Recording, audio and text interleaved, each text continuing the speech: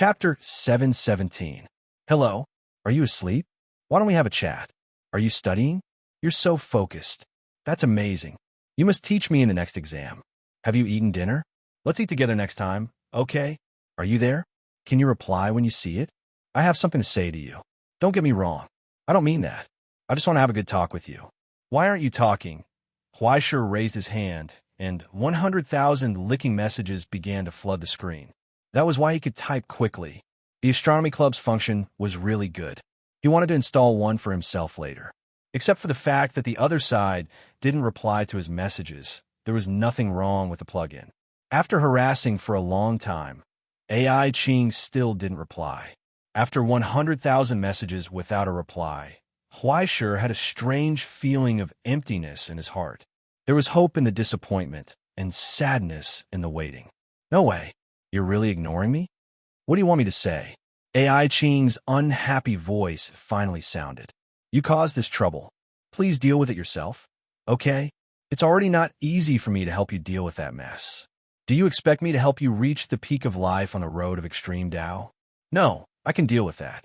Huaisher scratched his head awkwardly. But I'm afraid it'll be a little too extreme. AI Ching frowned and was instantly alert. What do you want to do? It depends on what to do. Huaisher pondered for a moment and said embarrassedly, if it's a small punishment, we'll rush in when they gather the believers to pray. We'll crucify that guy in front of everyone and make him repent. But if that guy wants to commit a crime and deserves to die, then we'll just let his believers eat Holy Communion. Huaisher had two plans in his mind. He felt that no matter which one it was, it would cause a lot of trouble. He felt that if he didn't handle it well, he would be on the wanted list of the whole country. He had to ask for permission first, or at least find the astronomy club to take the blame. Silence, a long silence. After a long time, he heard AI Ching sigh. Huaisher, have you realized that your interest in breaking the law is a little too high? She asked sternly, is it because you've tasted the sweetness of being a scapegoat in Exine High, and that's why you can't stop yourself on this path? What do you mean by double-crossing? I don't know. Huaisher retorted in a trembling voice. Aren't I wholeheartedly committed to peace in the present realm? Aren't I already representing the Astronomical Association to infiltrate the green sun? Can't you make things easier for me? What convenience do you want? Huaisher thought for a while and asked tentatively, lead strumming. Huaisher, you've already offended the Looming Hall. Don't be blacklisted by the Ingzhou branch of the Central Bureau, okay? Huaisher's eyes widened when he heard that. Wow, it's all about blowing up cultists. You had so much fun back then, and now I can't do it? What's wrong with this world? We're tools. He had just started a set of combination punches when he was coldly interrupted by AI Ching. Huaisher, if you want to seriously discuss this issue, I can accompany you.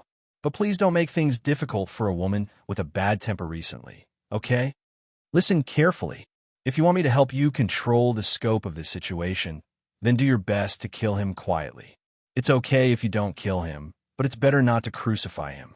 And you can't launch a terrorist attack in the territory of Ingzhou and blow a well-known local religious figure into ashes with a missile. I understand. Huaisher nodded in realization. He hammered his fist into his palm and concluded, then let's just live cut. Okay, I'm wrong. I'll abide by the law. I'll think of another way, okay? Before he finished speaking, he felt a sense of crisis from his heart, as if someone was aiming a sniper rifle at him with a finger on the trigger. Huaisher quickly changed his words and admitted his mistake. He never mentioned it again. Instant cowardice.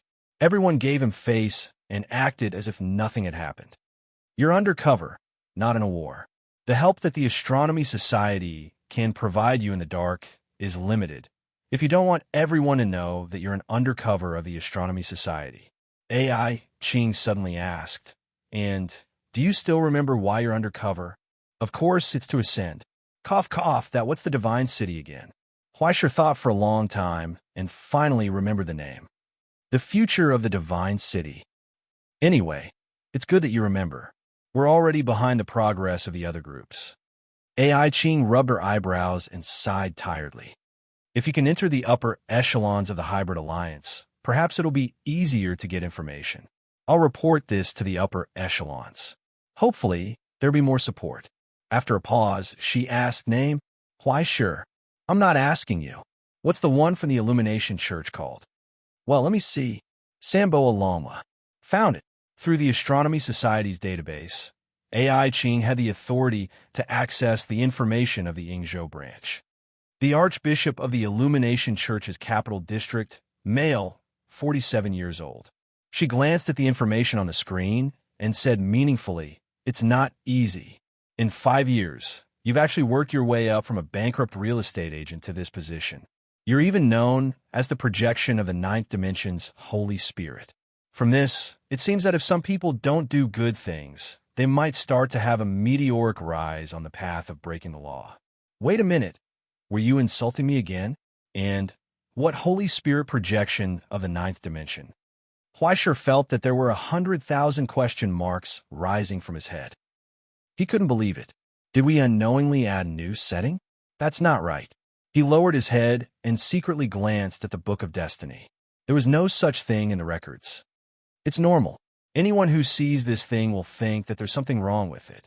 AI Ching said, just think of it as the reincarnation of a great god in a fairy tale made up by the Illumination Church.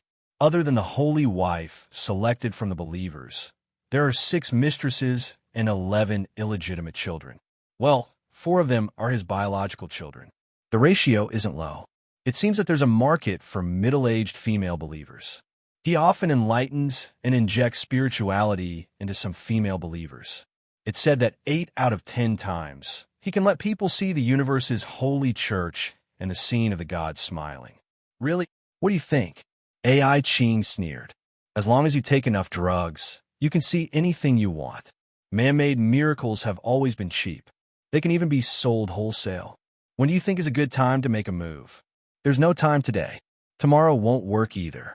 He's going to play golf with the people from the looming hall. If you don't want to be killed by the Yingzhou officials, then don't move.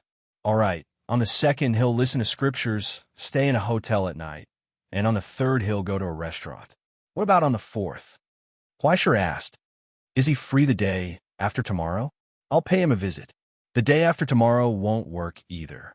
He'll be at the Illumination Church's largest branch in the capital to participate in a conference hosted by the Pope himself. Isn't that great? Fleischer was overjoyed. Hey, don't mess around. AI Ching paused for a moment and said seriously. The Pope of the Illumination Church is a 4th-level sublimator. Moreover, the situation has been very tense recently. Their higher-ups are all protected by sublimators. You better be careful. Don't worry. Although the Astronomy Church can't help, I can think of other ways. Fleischer lowered his head and looked at Lawrence's number on his phone. He smiled. Moreover, don't we already have a new friend? In this world, was there anything that could improve friendship more than committing crimes together? There wasn't.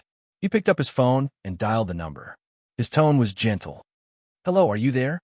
2 days later, in the courtyard of the Tenmu family, in a narrow and cramped tea house, a dignified old man and an absent-minded middle-aged man knelt on a long table.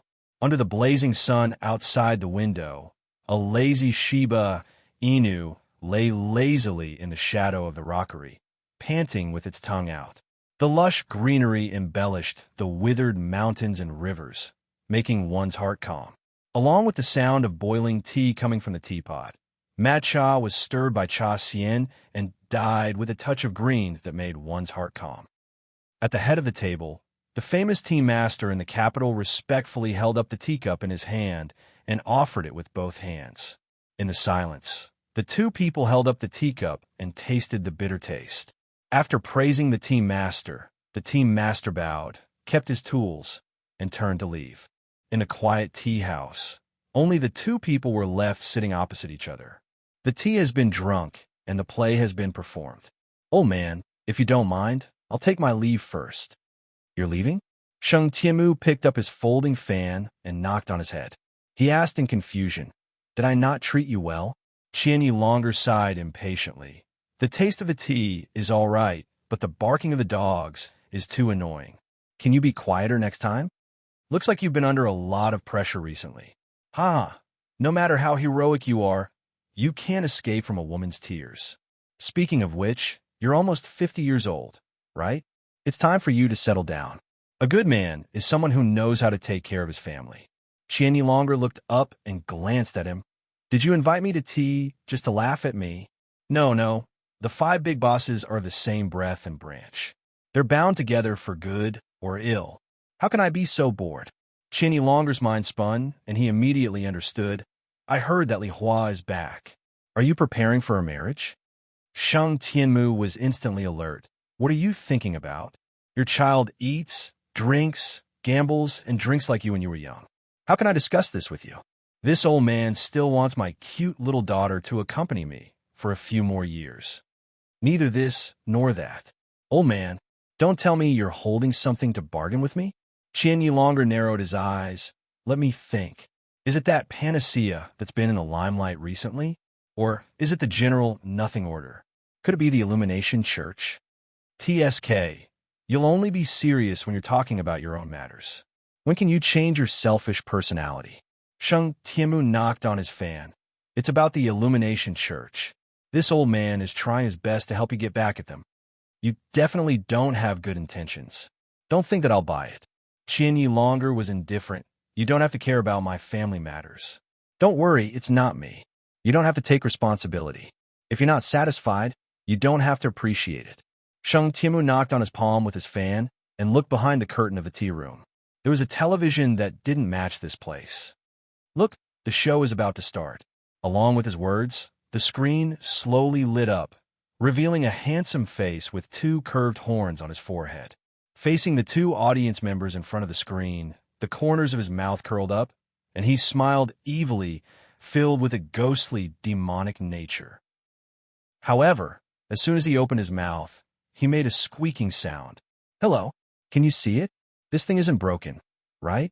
It's activated just like that. It's high-tech. That face moved closer and looked at the camera. He opened his mouth and exhaled. Then he used his sleeve to wipe it twice. It was shiny, and he sighed, as expected of an alliance. You've mastered the core technology. Hey, stop playing. That's DJI bought from Taiching Heavy Industries. Seeing Huaisher start to swing the drone around and breathe nonstop, Lawrence, who was smoking at the side, couldn't stand it anymore. He pointed at the winding mountain road below the mountain. They're almost here. Chapter 718. Following Lawrence's guidance, a luxurious fleet of vehicles drove out of the tunnel and headed toward the capital at lightning speed. That's fast. Are they in a hurry to go to the toilet? Huaisher lowered his head and looked at them as they left. He picked up the walkie-talkie in his hand and said, "The target has appeared. Everyone get ready. Let's go." As he spoke, he threw the drone into the air and turned to look at the foot of the mountain behind him. He said, "I'll leave the command to you." Yes. The foot of the mountain bowed respectfully and presented the helmet with both hands. I wish you prosperity in martial arts. I only hope that your fortune will be more prosperous. Huaisher stretched out his hand, took the helmet, and put it on his face. The special crimson helmet was like a burning flame. Curved horns were exposed under the hard mask, together with the ferocious golden paint around it. It looked like a demon bound in a human body. In the roar of the engine, Huaisher twisted the throttle. The motorcycle whistled and sped out in the camera. Soon, it disappeared from the drone's vision. The drone that was suspended in the air had changed color and quietly disappeared into the air. Only a faint buzzing sound spread in the sky and shrouded the sky above the winding mountain road. In the middle of the fleet, in a limousine, Ryoma Mifune smoked irritably and scratched his collar. He did not look solemn in front of the believers at all. As soon as he entered the car, he took off his shoes and tore off his cumbersome robe, revealing the flowery shirt and gold chain below. The way he twisted in the chair made him look like an old monkey. The Pope is too careful. Is it necessary to do this? The situation has been tense recently. There's going to be a big move from the top. Moreover, a while ago, didn't those bastards spread the news that they won't give up? The cold guard who checked the gun looked up and replied, "In order to prevent those bastards from doing anything, it's best to be careful. Actually, to be safe, you should wear a bulletproof vest." Wearing a bulletproof vest to meet the big masters above? Are we religious, legal persons or survival maniacs? This is ridiculous. Mifune Ryoma sighed and looked at the guards in the car. If anything happens to you, what's the use of wearing a bulletproof vest? Do you want some? He deftly rolled a cigarette in his hand and handed it over. The guard was stunned. There's no need for that. Also, aren't you going to attend the spiritual assembly today? It's precisely because I'm going to preach that I have to get high first. Ryoma, Mifune sighed. He lit a cigarette and took a deep breath of the forbidden fragrance. His back twitched and his face flushed. His eyes became confused and his pupils dilated.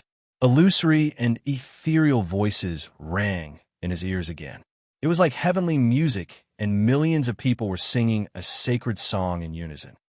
His soul, his so-called soul, broke free from the shackles of his body and floated upwards.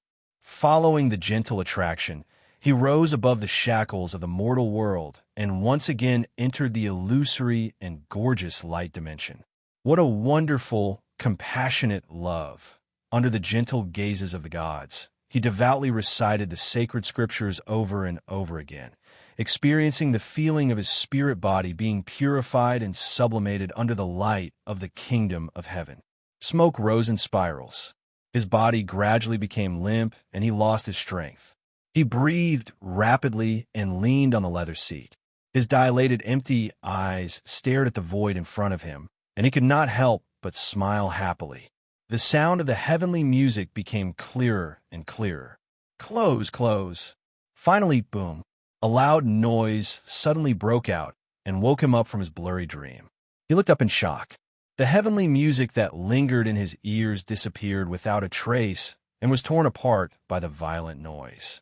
Only a low roar was left, like the roar of steel. It was the loud sound of an engine, burning engine oil and spewing out thick smoke. The heavy motorcycle suddenly flew out from the winding mountain road, crossing the limits of the road and galloping on the complicated mountains. It sped down.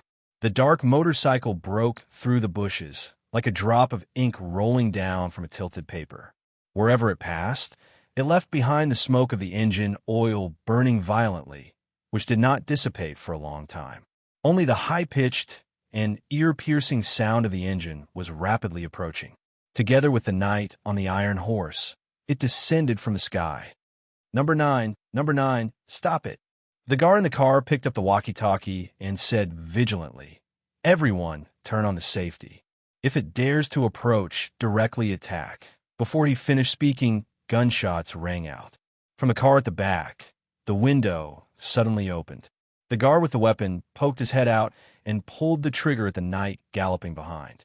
Fleischer twisted the accelerator. In an instant, the speed soared. The heavy and huge motorcycle was unbelievably agile in an instant. It dodged left and right, nimbly avoiding the spray of the shotgun. In an instant, it was close at hand. He looked down. The red helmet reflected the light of the dashboard, like the twisted face of an evil spirit, which seemed to be mocking and grinning. From the speeding motorcycle, the evil spirit raised his elbow and smashed it at the stunned face. Then there was the crisp sound of a watermelon being smashed. The entire interior of the car was dyed a gloomy color under the scarlet splashes. As for the shotgun that had left his hand, it rolled in the air outside the window and fell into the hand that had been raised. He clenched it tightly. The motorcycle galloped and sped up. Boom! Just in front of the mountain ridge, there was a loud roar. Suddenly, the collapsed mountain rocks rolled down and flattened the leading car, blocking the traffic. Then, from the bushes on both sides, the members of the Huai paper group, who had been waiting for a long time, walked out under the leadership of Weno. They held the long and short guns that Ingzhou did not want civilians to play with and pulled the trigger of the convoy. The exchange of fire began. The scouting car in front was smashed by a huge rock, and the speed of the entire convoy suddenly slowed down. However, the motorcycle riders did not slow down at all and moved forward at lightning speed. They nimbly dodged the weapons behind the windows and adjusted their direction and speed leisurely. They adjusted the accelerator, tilted the car, and nimbly shuttled between the convoy. The shotgun in their hands was held upside down. Like a baseball bat, They swung it at the heads of everyone who dared to show their heads. In the limousine in the middle, Ryoma Sambu, who was immersed in a trance of forbidden drugs, struggled to prop up his body. His neck twitched as he looked around in a daze. The heavenly music and divine language that lingered in his ears were rapidly fading away. There were constant noises and loud noises squeezing in, causing him to scream irritably. He had yet to react to what was happening. He only heard the roar of the engine gradually approaching, echoing in the surroundings as if it was everywhere. In the illusion, there was a raging fire.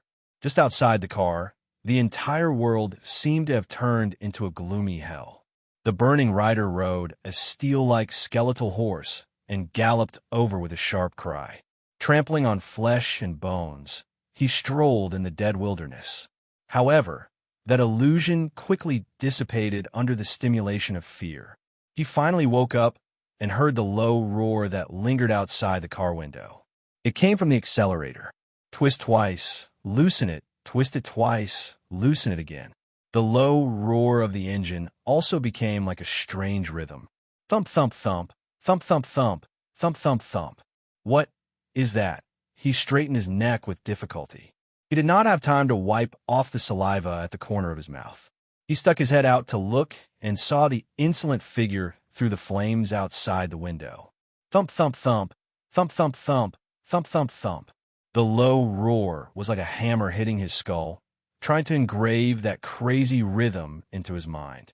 The burning rider excitedly raised his shotgun and held it upside down, singing happily to the red-stained stock. "Buddy, you're just a kid who only knows how to shout loudly. You play on the streets, hoping to become a big shot one day." Boom! Amidst the loud noise, the motorcycle suddenly drifted. The heavy rear of the motorcycle smashed deeply into a door that had just been opened, smashing the person behind it into pieces. The rider raised his head and raised the weapon that looked like a microphone. He lamented regretfully, "You're covered in dust and dirt. You're in such a sorry state. You're kicking iron cans everywhere." At that moment, he raised his head. Behind a red mask, a pair of cold eyes looked over. Through the car window, he pointed at his face. Singing, sing loudly. Therefore, amidst the loud noise, the ethereal heavenly music in his ears was drowned out by the auditory hallucination that sounded like the roar of thousands of people. In the hallucination of the forbidden drug, there were only countless evil spirits crawling out of hell, crouching in his ears and roaring hoarsely. We will rock you." The stereo on the motorcycle let out a deafening sound of a guitar. The horrifying and rebellious melody spread in his brain. Ryoma Mitsufune's pupils contracted and he couldn't breathe. The car window shattered in an instant. The guard in the car flew out. In midair, his body rapidly expanded. After breaking his suit, he spread out 4 ferocious wings. His deformed face quickly turned into a woman's resentful and gloomy face. Rolling darkness spread out, and 4 wings with sharp edges spun in the wind. As he pounced, they formed a huge wheel of blades, sweeping towards the attacker. Flying Fate Demon. On the top of the mountain in the distance, Lawrence, who was smoking, raised his hand and was about to make a move. But before he could help, he saw Huaishi's body suddenly leap from the motorcycle. He dodged the knife wheel slash by a hair's breadth. But under the burning body of the motorcycle, a bent and ferocious figure suddenly flew up. The body jumped nimbly in the air and pounced on Huaishi in midair. Bang! In midair, Huaishi, who was falling to the ground, raised his head. The mask reflected the ferocious face of the Ascendant. Then, the other party also saw the mocking smile under the mask. In his hand, the shotgun was suddenly raised and aimed at the ferocious face. The trigger was pulled. Iron rain burst out.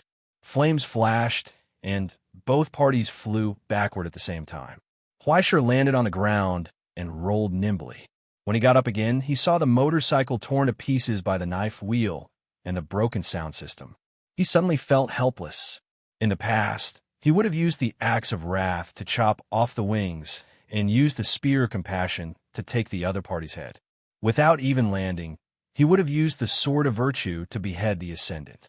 but because his martial arts were too representative, he couldn't use them at all.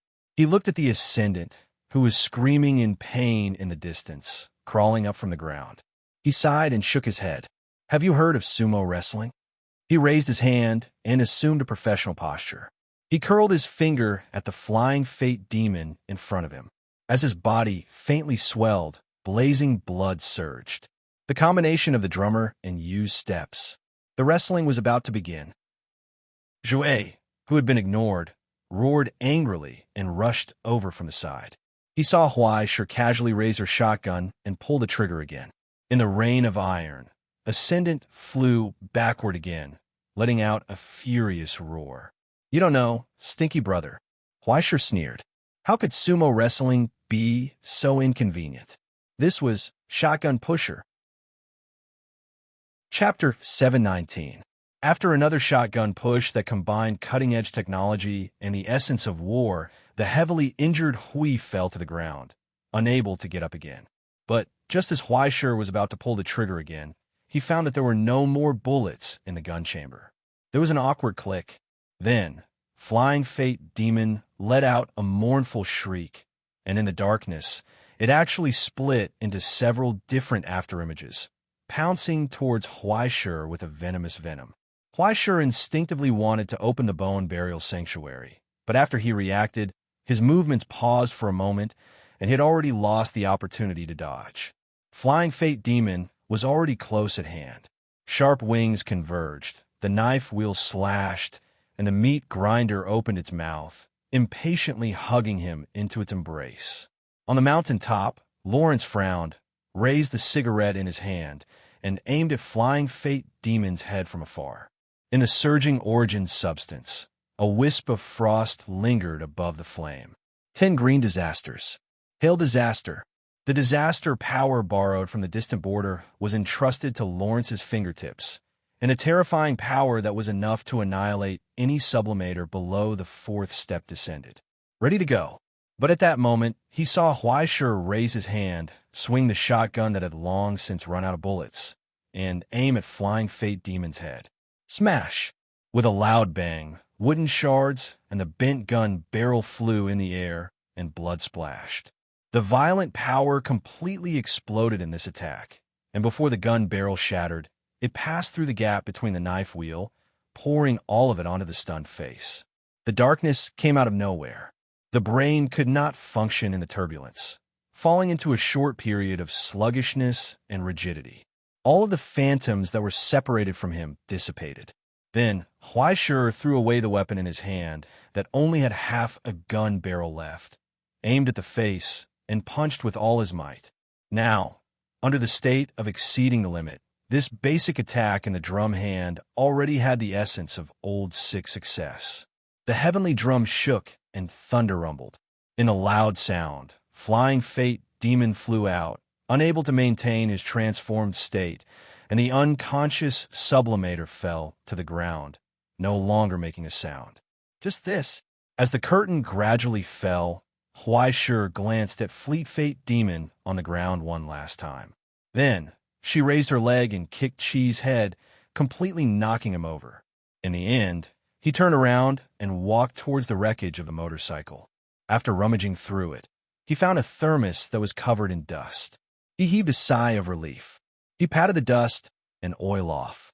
Fortunately, it was not damaged. This was the stew that he had cooked for a long time last night. Just like that, he reached out and pulled open the last car door. He raised his visor and smiled at Ryoma Mifyun, who was standing behind the car door like a fool. He picked up the thermos bottle in his hand. Dalong. Cough, cough. Huaishir said gently, Well, Mifyun, my sister-in-law has been worried that your health is not good recently. She's afraid that you'll tire yourself out by spreading your faith and cultivating believers every day. She specially made a bowl of chicken soup for you and asked me to send it over quickly. He reached out, and in the midst of Ryoma Mifyun's screams, he tore off the old monkey's chin, tilted the thermos bottle, and got closer bit by bit. Come, drink it while it's hot. The scalding soup that had just been taken out of the pot instantly poured into their lungs, causing Sambu Dragon Horse to feel waves of scalding pain and intense pain despite being numbed by the forbidden medicine. It let out heart-wrenching cries. But immediately, the heat in the fragrant chicken soup spread and exploded in an instant, evolving into countless strange and wonderful illusions that were far better than any forbidden drug, engulfing him. A beautiful dream descended in an instant. It swallowed his consciousness inch by inch. After the bowl of chicken soup was poured into his stomach without leaving a single drop, Ryoma Mifyun's eyes had already rolled back, and he was unconscious. That's it. Outside the car, Lawrence, who had appeared out of nowhere, sighed and put out the cigarette in his hand. He found it hard to understand. So, why did you ask me to come here? Didn't you King finish it all by yourself? Why did you drag me along? To catch a jellyfish? Look at what you're saying. We're all green Sunday. Of course, we have to help each other. Huaishir answered seriously. It's not good to be alone all day. Let's participate in outdoor activities together to improve our friendship. Why don't we have anything to do? Lawrence just wanted to roll his eyes and ignore him. Is there anything else? If not, I'm leaving. Don't. It's not good to leave just like that. Huaishir subconsciously looked around, trying to find something that could make Lawrence feel a little involved. When he saw the unconscious Ryoma Mifyun and his bare arms under his flowery shirt, his eyes lit up. Ahem, that. Do you know how to draw? Lawrence looked over in confusion.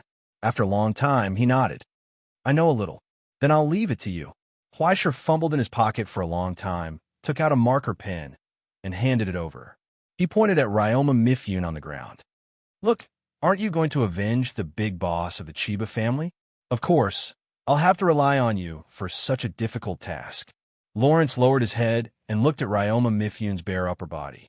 He couldn't help but frown. However, when he looked at the marker pen in Huaishir's hand, his hands couldn't help but itch. What a good material. Originally, he didn't want to bother with this kind of trivial matter at all, but the days when he had just debuted and sprayed anti-astronomy slogans everywhere in London were too wonderful. A painter's heart began to itch to give it a try, especially when Huaishir was smiling so sincerely and looking forward to it. It wouldn't be good to disappoint a newcomer. So be it. What's there to be afraid of? I'll give it a try. Since I'm already here, with this thought in mind, Lawrence, who was chatting like a teenager, took the marker pen and scrutinized Ryoma Mifyun's body. Tentatively, he drew one stroke, then another stroke, then another stroke. By the time he reacted, a crooked thing had already been drawn. At first glance, it still looked decent. After so many years, his strength hadn't regressed. Lawrence immediately felt relieved. How's this? Not bad.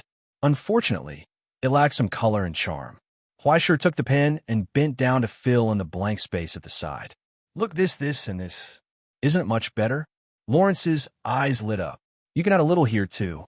If that's the case, after a long time, the fainted flying fate demon on the ground let out a hoarse groan and was about to wake up. The two people who were immersed in their artistic creation finally finished their work perfectly. They lowered their heads and scrutinized the artistic creation that they had jointly completed. The two looked at each other and nodded in satisfaction. They couldn't help but high-five. Great. The drone in the sky quietly overlooked the entire process.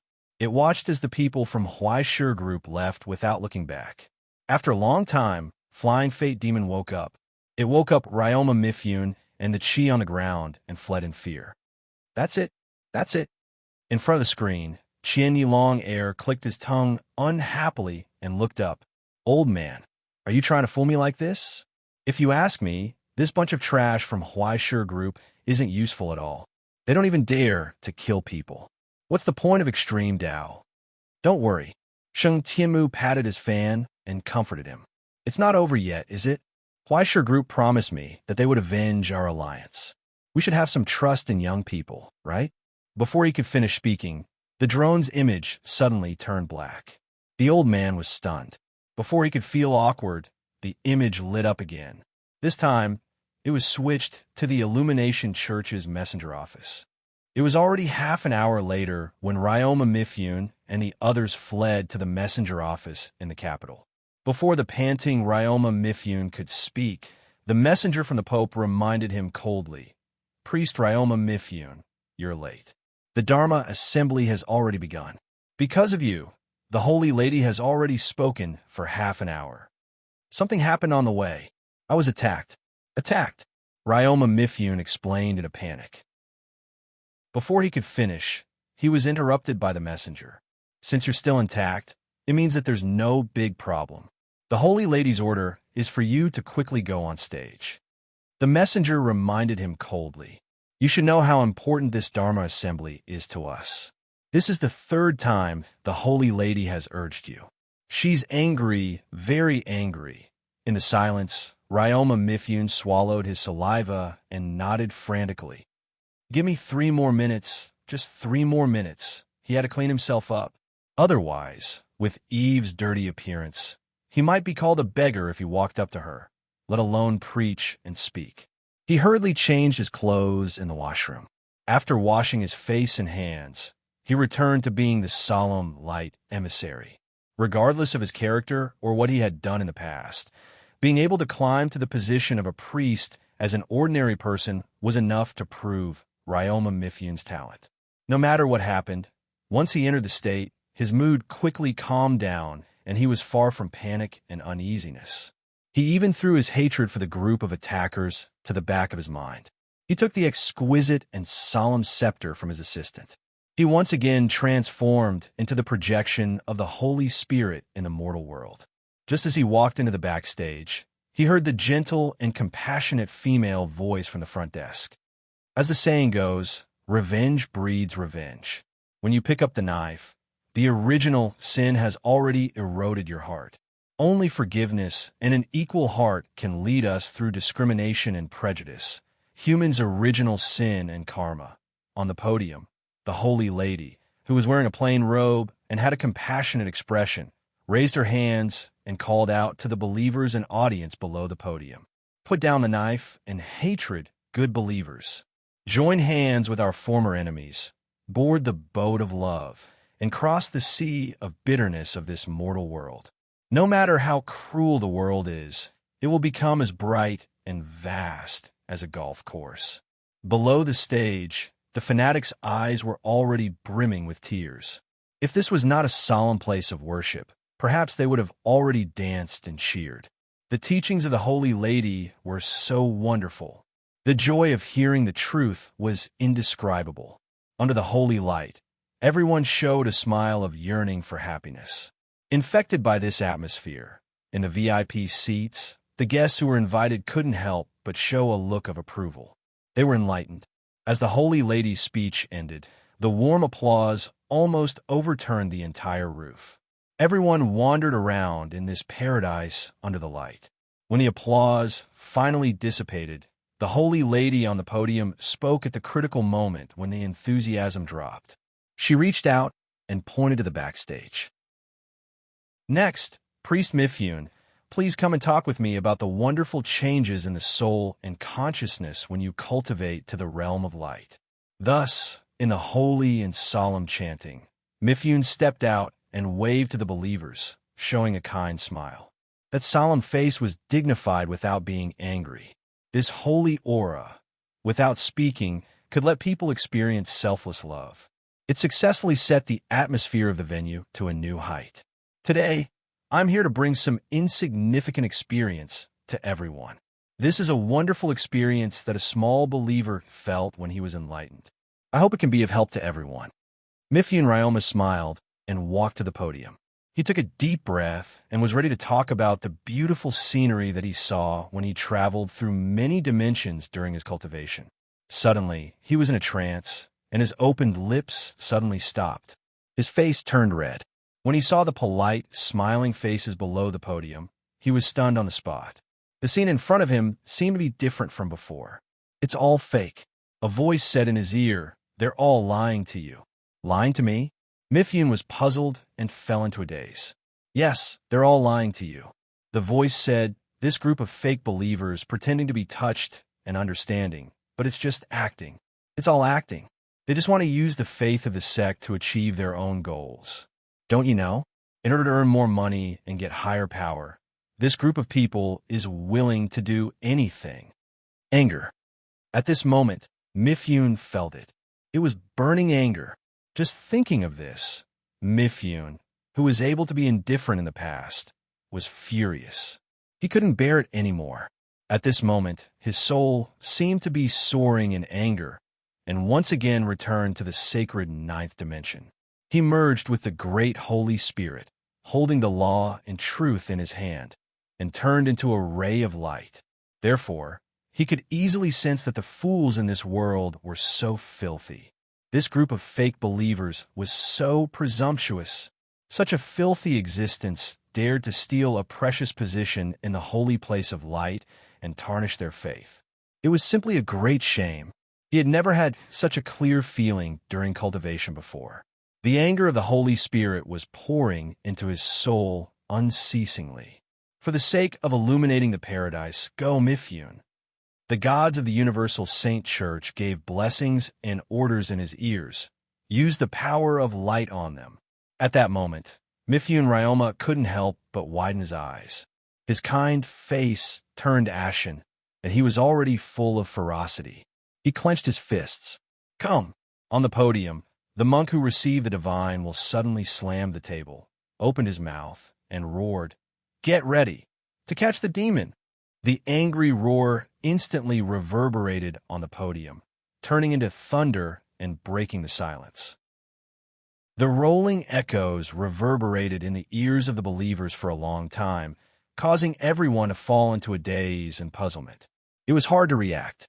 Only the saintess on the side quickly turned around and quietly glared over, glaring angrily. Bastard, what are you talking about? Then, everything went black. Bang! Before she could give a signal with her eyes, she saw Mifune raise his luxurious and exquisite staff and smash it on the merciful face. How dare you, demon? I could tell at a glance that you're not human. Hurry up and reveal your true form. Mifune Ryoma roared angrily and raised his blood-stained staff. He raised his hand, and along with the words of the Holy Spirit, he fervently chanted the holy incantation from illuminating the paradise. Almighty Sky Dragon, Supreme Ksitigarbha, Prajna Buddhas, Prajna Bhamako. He raised the staff in his hand and aimed it at the demon who was pretending to be the saintess and kept smashing it down. Ignoring her tragic screams and wails, Mifune roared angrily and smashed the staff again. Insignificant skill. How dare you show off your slight skill in front of an expert? Almighty Sky Dragon, Almighty Sky Dragon. With a loud bang, the staff was actually broken by the angry Mifune. Under the eyes of everyone, in front of all the VIPs, Mifune Ryoma threw away the broken staff and rode on the saintess with his upper body naked. He raised his iron fist that was burning with the flames of light and sent down divine punishment. Speak! Are you a demon? Speak! In a rage, he tore his robe and revealed the solemn painting of paradise on his back. Just around the black dragon that was distorted to the point that it couldn't be seen at all, auspicious clouds that looked like squid tentacles floated. In the corner, a pink hairdryer was like the finishing touch, giving it perfect vitality. And at the very top, a green sun rose high above the shriveled spine, radiating dark green streaks of light. The light of the green sun shone on the earth. Awesome! Among the panicked believers, Huaishir pressed the shutter of the camera. Just like that, gazing at his perfect work from afar, he turned back and gave a thumbs up to the stunned believer beside him, sincerely praising, as expected of an eminent monk. Subduing demons and demons is really amazing. Ouch, my teeth were knocked out. Ouch, thunderous methods, Bodhisattva's heart. Too amazing. Look, that demon is repenting. She's crying. She's crying. Amidst the terrified screams of the believers, the saintess lay on the ground. She had already fainted, and her empty eyes reflected the gorgeous dome. Under the purification of the fist of holy light, tears finally flowed out. Chapter 720. Under the witness of the relatives of the higher-ups of the Ministry of Health, Agriculture, Forestry, and Land, the Illumination Church had been preparing for a long time, and the curtains were drawn perfectly to this ingenious plot of a holy monk subduing a demon. After knocking out the holy maiden, Ryuma Mitsufuna actually started laughing maniacally. Holy maiden, I want you to help me cultivate. Fortunately, before he planned to kill all of the infernal ghost emissaries, demon venerables, and other such false believers, the Ascendants had finally made their move in secret, putting an end to this farce. When the Holy Lord, who was having a secret meeting with a certain important person in the conference room, learned of this matter, it was already 10 minutes later, just when this video had exceeded 1,000 views on YouTube. In just a short hour before the Illumination Church activated their connections to delete the video, this video called Sky Dragon Venerable Subduing a Demon Online had already received hundreds of thousands of likes and reposts and close to 1 million views. As for the number of downloads, it was unknown how many. Otherwise, why would they say that Fujimoto Ikiai was the top standard in the industry? The quality of the staff was top-notch, and the equipment was complete. The filming and editing speed was very fast, and the angles were extremely tricky. In particular, the short fighting scenes were actually edited with a soul-stirring feeling. Every drop of tear seemed to bring a heavy echo in the heart. It vividly displayed the holy monk's iron fist and the repentance of a demon. At the end of the video, under the instructions of Thousand Leaves Ruji, the logo of the Anesthetic Hunting Alliance was added. As one of the 5 big shots, he represented the alliance and endorsed the Huai Kaigi group, resolving all their worries. Small matters like the Tiger King group were not worth mentioning at all. After Thousand Leaves Ruji, who had laughed until his abdominal muscles cramped, wiped his tears with his sleeve, the first thing he did was to grab Sheng Tengyu's hand, wanting to bring the Huai Kaigi group to his side. Old man, you can do whatever you want. You don't care anyway, right? Don't think of asking for a sky-high price. That's the new blood of the Alliance that I value, the future mainstay. How can I just give it to someone else? Sheng Tianmu's eyes widened as he said in disbelief, "Aren't you treating this old man too coldly? Come on, you narrow-minded old thing." He humiliated your envoy in front of everyone. If it were you in the past, I'm afraid you would have already packed them up and sold them to the Iron King faction and those Russians. Qian Yilong air snorted. He raised his eyes and said seriously, "A talent like him won't have a chance to shine in the hands of an old man like you who likes to follow the rules. Why don't you give him a chance?" "Hey, Long Air, this old man has watched you grow up. You keep calling me an old man. Aren't you being a little too disrespectful to this old man?" "It's precisely because I grew up hearing about you that I find it hard to respect you from the bottom of my heart." Qian Yilong Air raised his eyebrows and looked at him. "Besides, you look like you're waiting for a good price. What exactly are you planning?" "To be honest, this old man only wanted to use this opportunity to ask you to vote for me in the election 2 days later. I don't care if you want other things, but Long Air, I can't do that. Only the Huaiji group is not allowed." The old man scratched his head with a fan and said, "I don't know why, but Li Hua has been very interested in that handsome face recently." "That's right, this old man is already at this age." "Ah, of course, this old man isn't the kind of person who will break up a couple. But for the sake of the long-term cooperation between our two families, it's best that this kind of unnecessary friction doesn't appear in the beginning." "Hey, are you serious?" "Li Hua, that child?" Qian Yilong Air was in disbelief. "You aren't that shameless to lie to this extent, right? Anyway, you don't have to worry about the matters of the young people. I've already arranged it on my side." Sheng Tianmu waved his hand and said, "Compared to this, I hope that other than messing around with women, you can pay more attention to the matters outside, okay? You're a mixed blood after all. Don't think that you can stay out of this, right? That depends on what you want to talk about. There are too many annoying things recently." Qian Yilong Air rubbed his forehead in annoyance. "This is different from my family's affairs and my reputation. Don't think that I can give up much for this. Qian Yi society is also in a terrible fix, right? Is there still no progress on the matter of the elixir?" Qian Yi shrugged. "We've caught thousands of fake drug dealers. The number of fingers we cut off is enough to open a biscuit factory. In the end, we still haven't found any clues. How embarrassing. Probably a few months ago, when Miyamoto Genichiro privately asked the 5 big shots for help, the news about the elixir secretly spread in the inner circle of Donghua, a medicine that could cure mixed blood. Many people said it with certainty, but most of them were just rumors. Not many people had seen it. There were even dozens of different versions of the shape and color. There were pills, injections, powders, and even implants. The effects were also different. It could cure AIDS, cure colds, and cure the complications of mixed blood. In reality, thanks to the activity of the fake drug dealers, such rumors were heard every year and every month. Even mixed blood themselves knew that they were incurable. However, it was different this time because the 5 big shots informants found that the elixir was really effective. A mixed blood who was in the late stages of various complications was lying on the street. Someone threw him a pill and said that he would recover after taking it. In the end, he really recovered after taking it. He was alive and kicking, and he was so strong that he could kill a cow. Then, he mysteriously disappeared. A huge person mysteriously evaporated in the inner circle of Donbois. Although many people evaporated in the inner circle of Donbois every year, there were not many people who evaporated on their own without the 5 big shots' approval. Now that a storm was about to come, every upper echelon of the alliance could feel immense pressure. Everyone had already expected this. Once the order was issued, what kind of bloody storm would be ushered in? This time, please let this old man take charge, Lord Thousand Leaves.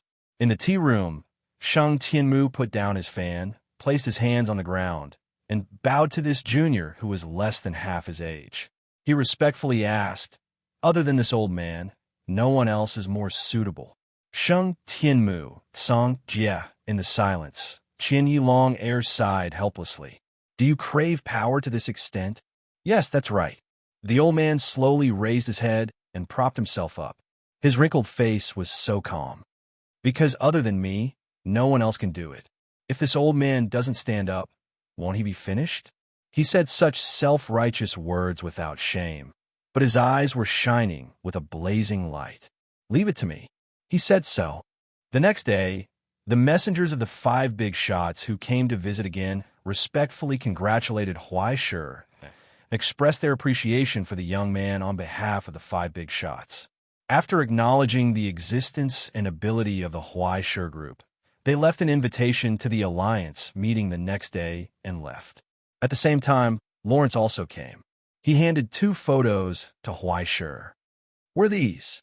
Huai Shi restrained the impulse of the corner of his eyes from twitching wildly and looked at the photos in his hand. "Were these 2 people doing?" "You don't need to know, but it involves the safety and interests of the entire Ingzhou, no, the entire hybrid race in the present realm. Once you find traces of these 2 people, you need to report it immediately. If it is verified to be true, Green Sun will not be stingy with any rewards and rewards." Lawrence put out the cigarette and said concisely, "No matter what happens, Huai Shi, this is something you must do as a member of Green Sunday. I don't need to emphasize the importance of this, do I? I think I understand." Huai Shi tried to suppress his abnormality and only showed curiosity and doubt that had nothing to do with him. He raised the photo in his left hand and asked, "Who is this?" Lawrence took out the cigarette box irritably, lit another cigarette, and told him, "The future of the Divine City, a lunatic." "What about this one?" Huai Shi raised the photo in his right hand and pointed to the man with a flirtatious smile. "Who is this? The cowherd who offended the 5 big bosses?" In the silence, Lawrence's expression suddenly became complicated. "This is a dangerous character, Huai Shi. The more you know, the more disadvantageous it will be for you. These things have nothing to do with you. Telling you is just a precaution. Compared to those, this is today's highlight." He placed the heavy box in front of Huai Shi. "This is the original Tiger King Group share. We fought for it and gave it to you. Have a good rest. I will introduce you to a few trustworthy people at tomorrow's banquet." After leaving a box of alchemy precious metals that could pass through all borders, Lawrence turned and left in a hurry. In the silence, Huai Shi raised his palm and swept it over the box. After confirming that there were no listening devices, he ordered the house to put it in the safe and returned to his bedroom in Huai Shi Commercial Company. Finally, he lowered his head and looked at the photo in his hand. He narrowed his eyes and looked carefully, trying to find any differences between the photo and the person in his memory. But in the end, he found that the guy in the photo looked exactly the same as that idiot Yu Dongri. Damn it, why? He could only take the risk of activating his cell phone and try to call him, but it didn't go through for a long time. This guy's WeChat moments had stopped updating half a month ago. He called, but the phone didn't pick up. He sent WeChat messages, but the WeChat messages didn't reply.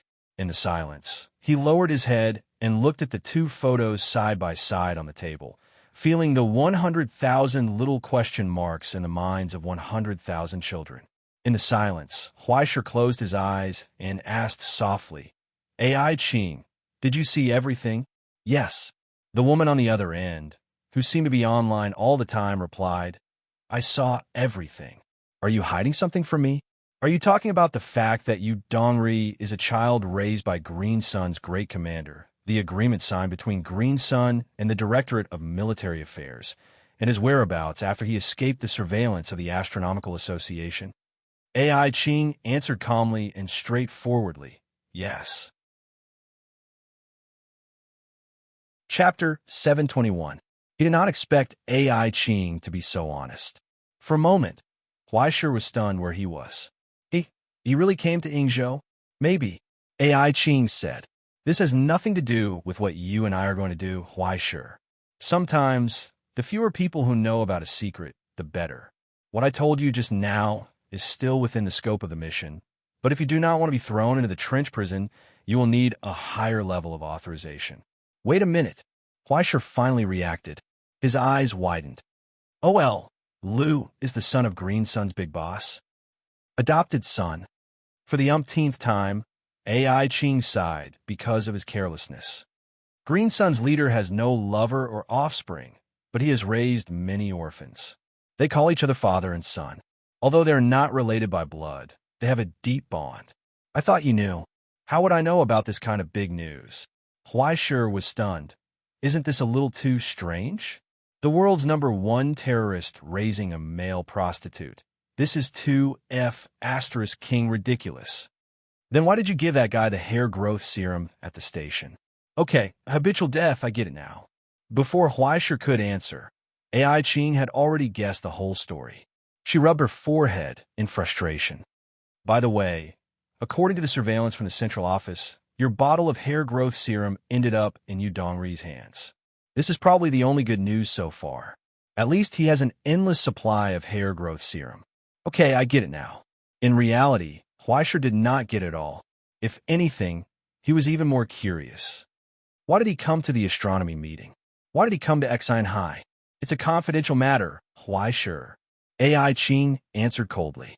"Just think of it as him coming to Xian High for retirement and checking the depth of MO due. Then what about Felbaha Mansion? Of course, it's because he was the first one to die, and then he died, and that led to his death." Huaisher felt his vision go dark.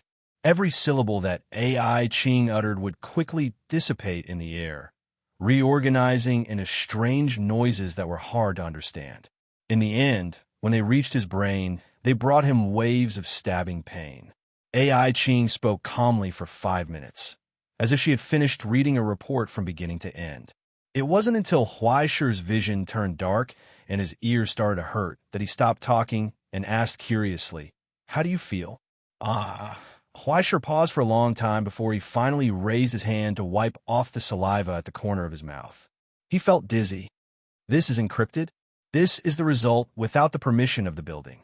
It also gave me a big demerit." AI Ching picked up the phone, glanced at the red alert on it, and tossed it to the side. "So let's stop here, Huaisher. For a tool, you know too much." "Fine." Huaisher sighed and rubbed his numb face. He was worried.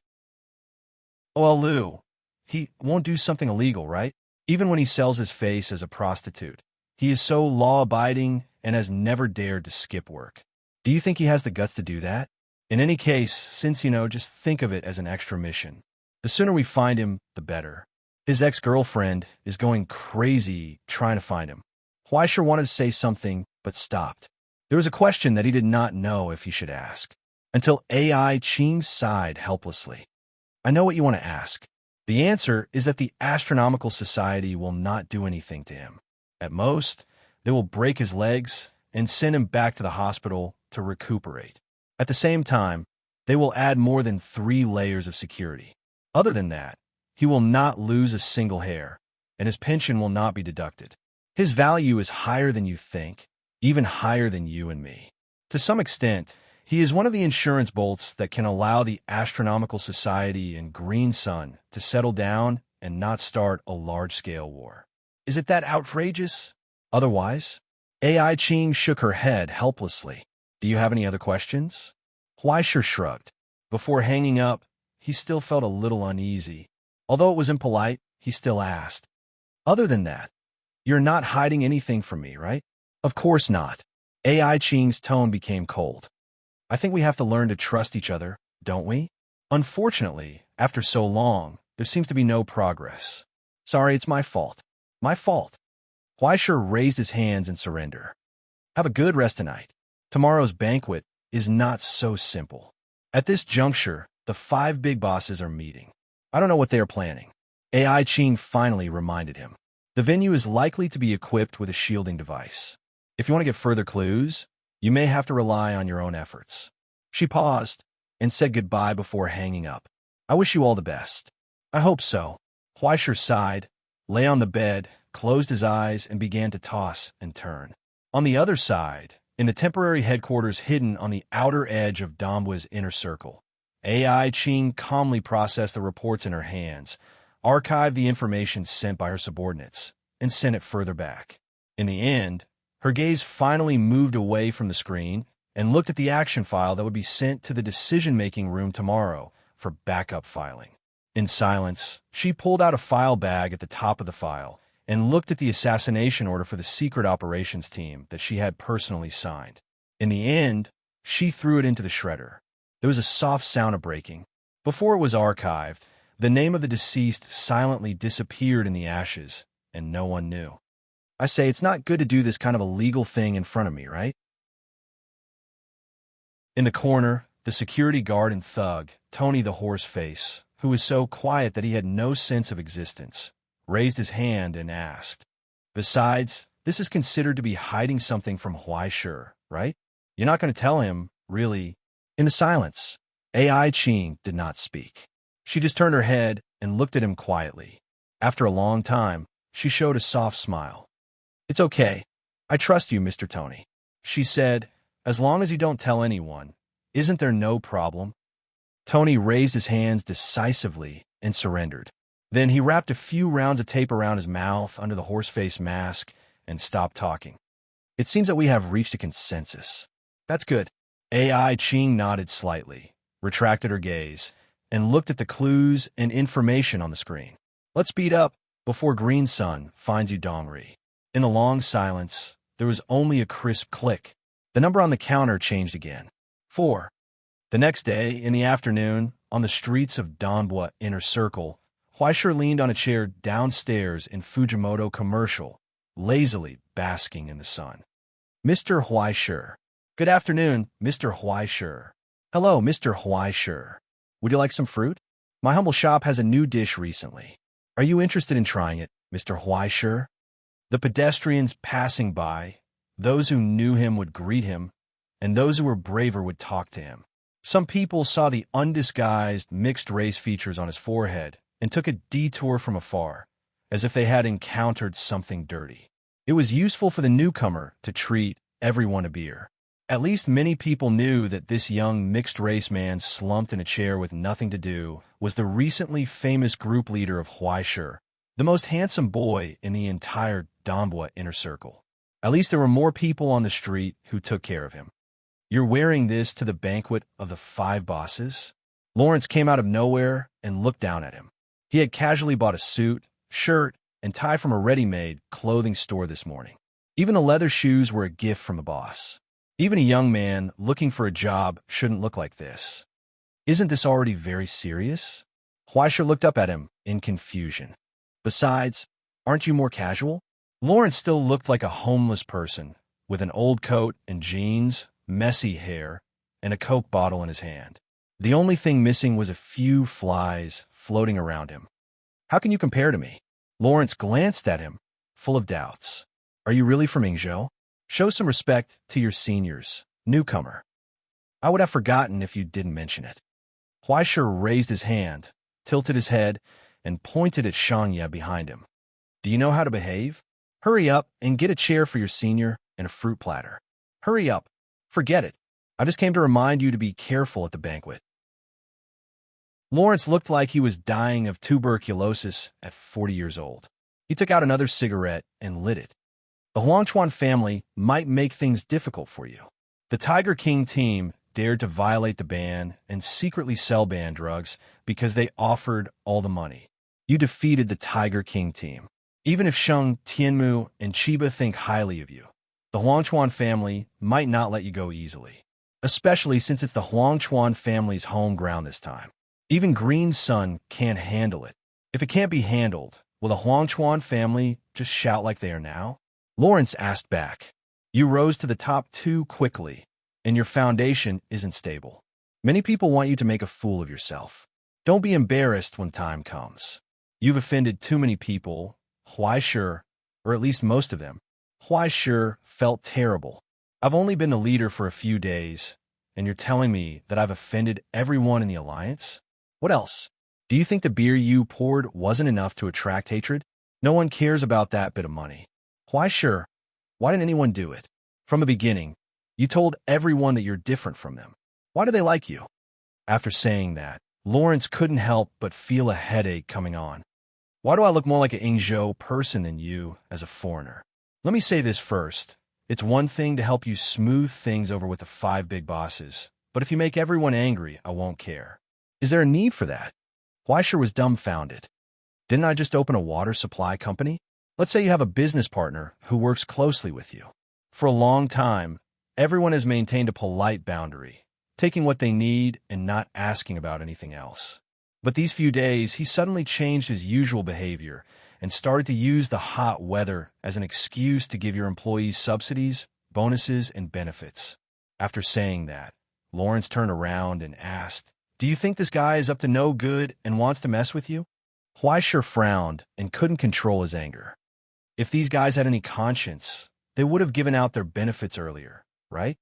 When did you have the illusion that you have a conscience? Huaishe, only you would have such excessive pity for others. To be honest, you really don't look like a Green Sun at all. Then what do I look like? Huaishe was amused. Is it the Astronomy Society? Lawrence was also amused and patted him on the shoulder. If the Astronomy Society was filled with people like you, there would be no need for Green Sun to exist. In front of them, a black car stopped downstairs of Huaishe business. The glass fell and a bright old face appeared. With a smile, he waved enthusiastically. Oh, isn't this Mr. Lawrence? What a coincidence. Do you want to join us? No, I'll be there later, Lawrence replied. So, the old man looked at Huaishe and smiled even more enthusiastically. Then, Mr. Huaishe, let's go. The banquet is about to begin. Chapter 722. He always felt that this old thing was definitely up to no good. Seeing how happy he was, it was obvious that he was an old fox. Sheng Tianmu's smile almost made Huaishe Russell's PTSD burst out laughing. Although he really wanted to use a set of fist techniques, such as, you used to ignore me, but now you can't reach me, he still had a little professional recuperation of being a spy.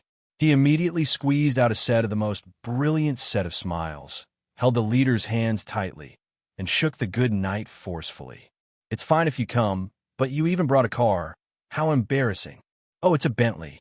He pointed behind him. Sit upstairs, don't be shy. Bueno, where the hell is Bueno? Hurry up and get me some water. There's no need to drink water. I specially came to pick you up, Huaishe-kun. I want to meet the young heroes of the Alliance before the banquet starts. Sheng Tianmu squeezed Huaishe's small hand and said with a smile, Why don't we walk and talk on the way? Okay. Huaishe said so, but his feet were nailed to the ground. He looked down at his body and showed a regretful look. I'm going to the Alliance's banquet. I haven't changed my clothes yet. Look how inappropriate they are. Why don't you go first? I'll catch up later. No need. I know that Huaishe-kun is pressed for time. I'm afraid you don't have time to custom make it. He looked back at his subordinate beside him, who immediately raised the box in his hand and opened it, revealing a full set of exquisite clothes that were strictly tailored to Huaishi's body shape.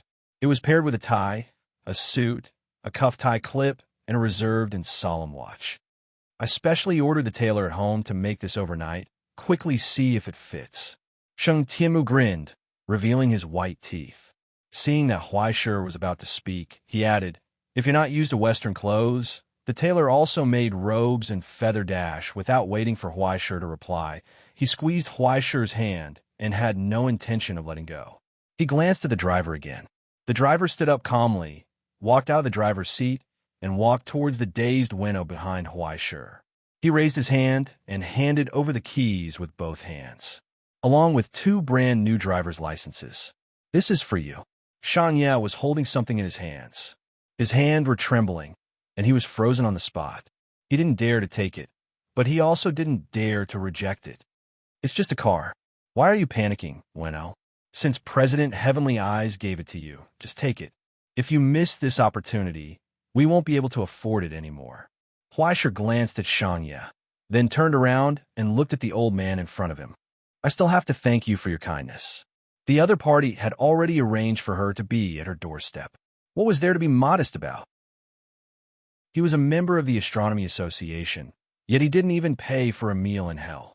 Was he afraid of taking an old man's car? Today, he wanted to see what kind of fake medicine this old man was selling. Seeing him accept the gift, Sheng Tianmu nodded with satisfaction and smiled. Huai Jijun is indeed forthright. "Come, get in the car and try on the clothes to see if they fit. The sun is so good. Why change places?" Huaishi raised his head and looked at the sun. He chuckled softly. "I prefer to be more open." On the street below Huai Jijun Commercial Company, Huaishi reached out, casually took off his coat, and threw it to Shanya behind him. "Here is good," he said. Under everyone's stunned gazes, he unbuttoned his shirt collar, revealing his naked upper body, which was covered in scars, and the hideous tattoo on his back. The flowing texture of the skin glowed like marble under the afternoon sun. Following the man's movements, the beauty of his body and strength was displayed on the street. On his back, under the cold and solemn door, the evil spirit with the bell on his back laughed sinisterly. Under those stunned gazes, Huaishi tilted his neck, raised his legs, kicked off the shoes on his feet, and unbuttoned the pants that he had bought casually. Apart from his underwear, his muscular body was exposed under the sun's rays. He was not burly, and his muscles were not so strong that it was unbelievable. However, at this moment, anyone who witnessed it would be able to understand how much power was hidden in this pure and perfect body. Following the beating of his heart, his blood turned into a torrent, and an illusory echo burst out from under his body. Without feeling any humility or embarrassment, the young man called Huai Jijun opened his arms generously, showing off his almost perfect body. He was like an evil spirit walking on the street in broad daylight. He showed off his unparalleled strength. Just like that, he reached out and took the dress handmade with complicated craftsmanship and top-grade materials from Shanya's hands one by one. He slowly buttoned up every button. He covered his body with this insignificant restraint, causing the body that could be described as a miracle in art to once again hide in the darkness. Finally, he lifted the gloomy bangs on his forehead and tied them behind his head, revealing his curved horns. When he tightened the restraint of his tie, the naked thug changed unbelievably. Under the contrast of the solemn dress, he became a dignified gentleman. Huaishi turned around and asked Shanya, "What does this outfit feel?" Shanya bowed and answered respectfully, "Of course, it suits you very well." "Then let's go. Don't let the adults wait." Huaishi opened the car door and smiled at the old man in the car. "After all, we don't have much time." "No rush, Huai Jijun." Sheng Tianmu scrutinized his appearance and raised his head to laugh. "We still have a lot of time." Soon, the car started and disappeared into the street. In the silence, Lawrence smoked and looked blankly in the direction where the car disappeared. He began to think, "Have you all King forgotten about me?" The banquet was held in the manor of the Huangchuan family, one of the 5 high-ranking members of the alliance. Deep in the mountains outside the capital, outside the ancient and quiet manor, There was a lot of traffic and people coming and going. Nominally, it was the engagement ceremony between the second son of the Huangchuan family and the eldest daughter of the Luoha family, who was also one of the 5 high-ranking members. But in reality, at this critical juncture, it had become a serious meeting between the 5 high-ranking members. It was likely that all the decisions and directions of the alliance would be finalized here for a long time in the future. Among the 5 families, Tianmu, Luoha, Zhuo, Chiba, and Huangchuan, the Tianmu family's main foundation was shipping, smuggling, and now the ocean fishing industry. The Luoha family was in the gambling industry. The Zhuo family was in electronic products. The Chiba family was in loan sharks and illegal investments. As for the Huangchuan family, they were in the extreme of traditional illegal labor and sweatshop industry. Generally speaking, after reaching the level of the 5 high-ranking members, they would start to slowly get rid of the illegal industries in their hands. After washing away the bloodshed, they would become legal capital. But in Yingzhou, there was no such thing as a hybrid. How could the Gong family and Wu family allow them to grow and rise? Over a long period of time, the Anesthetic Hunting Alliance had formed a network in the dark. Through the existence of the 5 high-ranking members, they had united all the hybrids in Yingzhou. That was how the alliance reached its current scale. Even so, they still couldn't change the situation. In an environment where there were many strong enemies, once the alliance tried to expand beyond the inner circle of Dongbua, they would be suppressed and attacked. After a long time, the alliance gave up on the idea of expansion and gradually lost its cohesion. But this time, it was different from the past. If they didn't unite, the so-called hybrid alliance would be divided and devoured by the other parties the day after the order was given. Do you think what I said makes sense, Huai Zhikuan? Makes sense, makes perfect sense. After listening to Tianmu's analysis, Huaisher nodded vigorously. But there's only one question. Why are you telling me this? He raised his hand and pointed at his face. What is the Huai Zhikuan group in the alliance? What am I to you? What's the use of a nobody knowing all this? Sandalwood leaves are fragrant. Huai Zhikuan, how can a person like you be unknown because of a moment of hardship? Tianmu narrowed his eyes and smiled. He told him straightforwardly, I think highly of you and hope that you can become my assistant. You have so many assistants in the Tianmu family. It doesn't matter if you don't have one, right?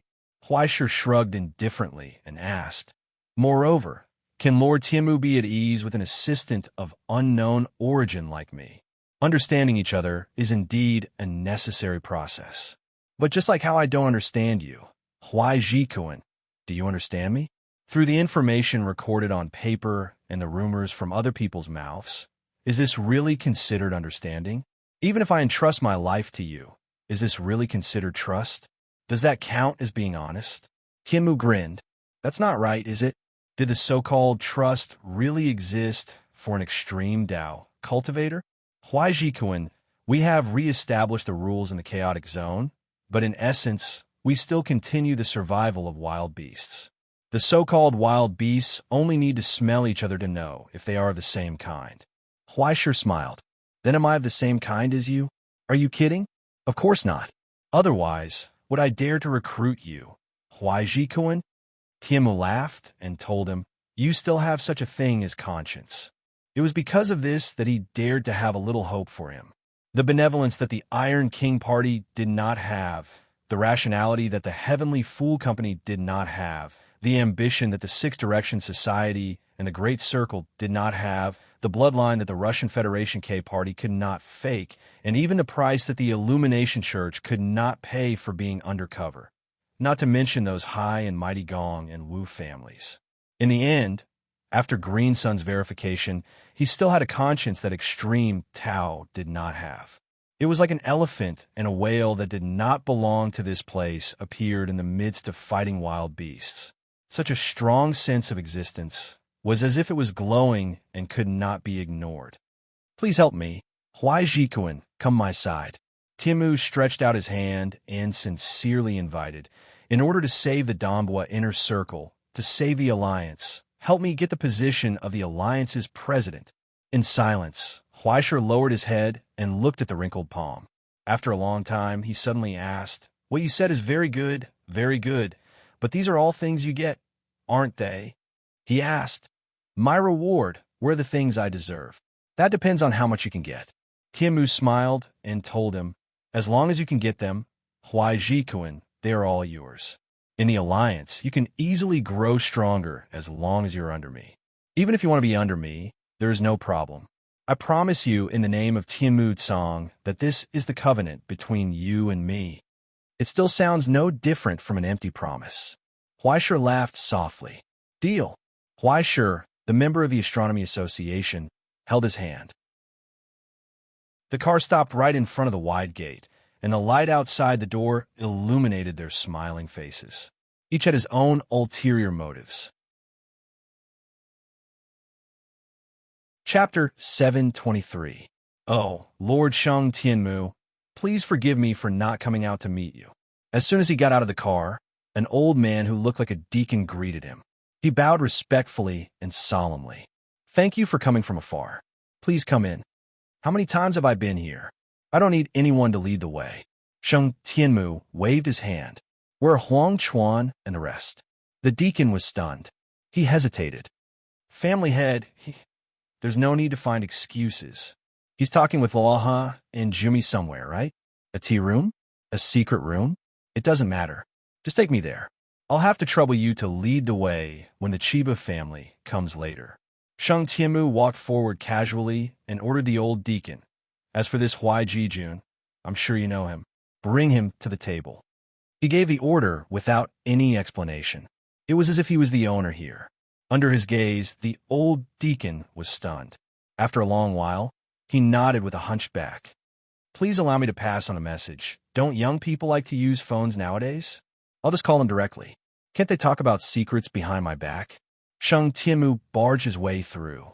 Relying on his identity as one of the 5 elders, he rushed into the quiet room of the Huang Chuan family skillfully and opened the door directly.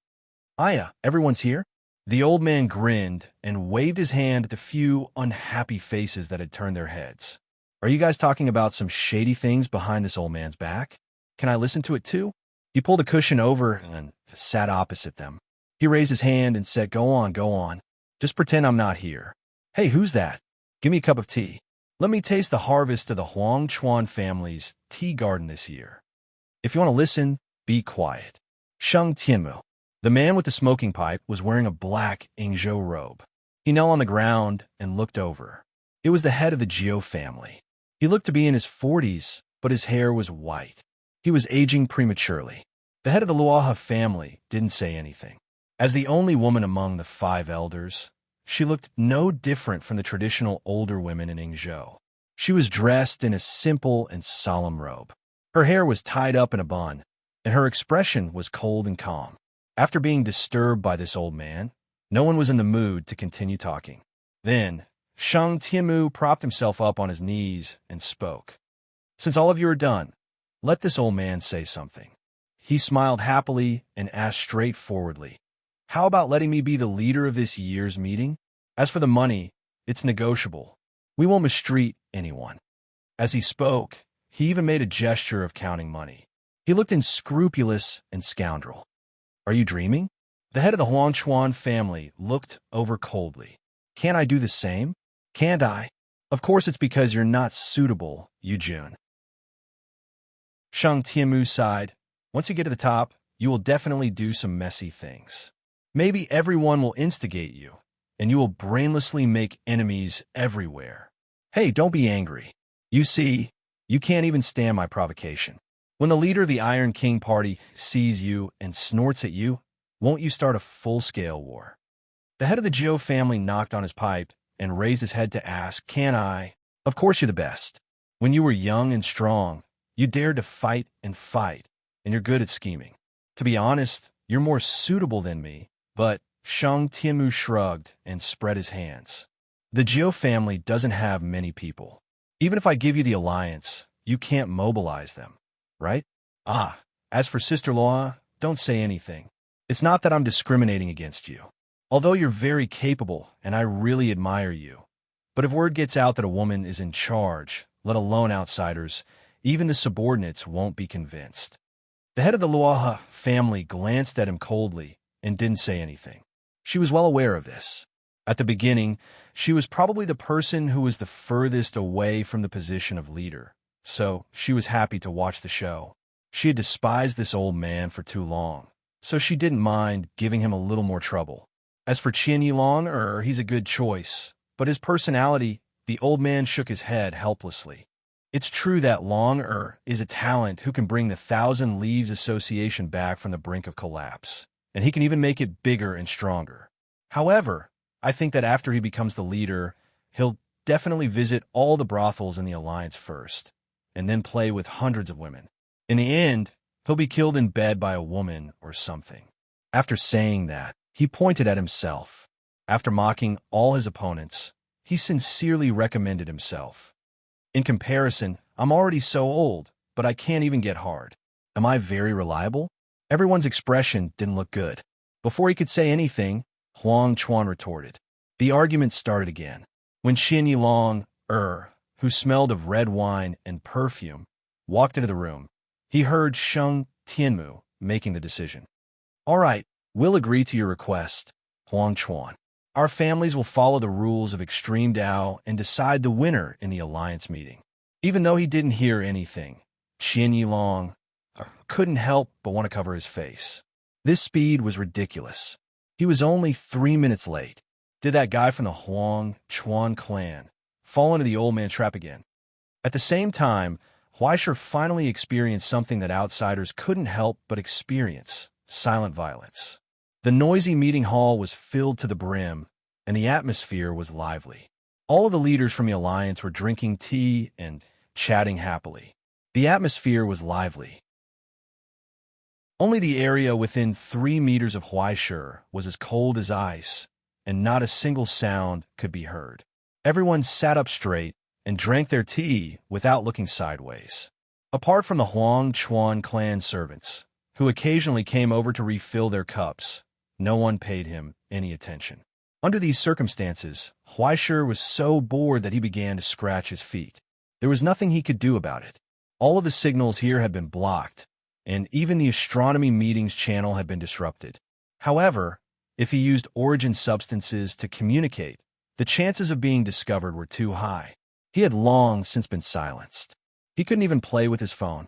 He could only watch a few geishas twist and turn as they played, which made him want to yawn. He wanted the servants here to find him a manga to read, but the servants all said that they didn't know where it was. What a joke. Later, when the higher-ups speak and you read the manga, you'll be amused.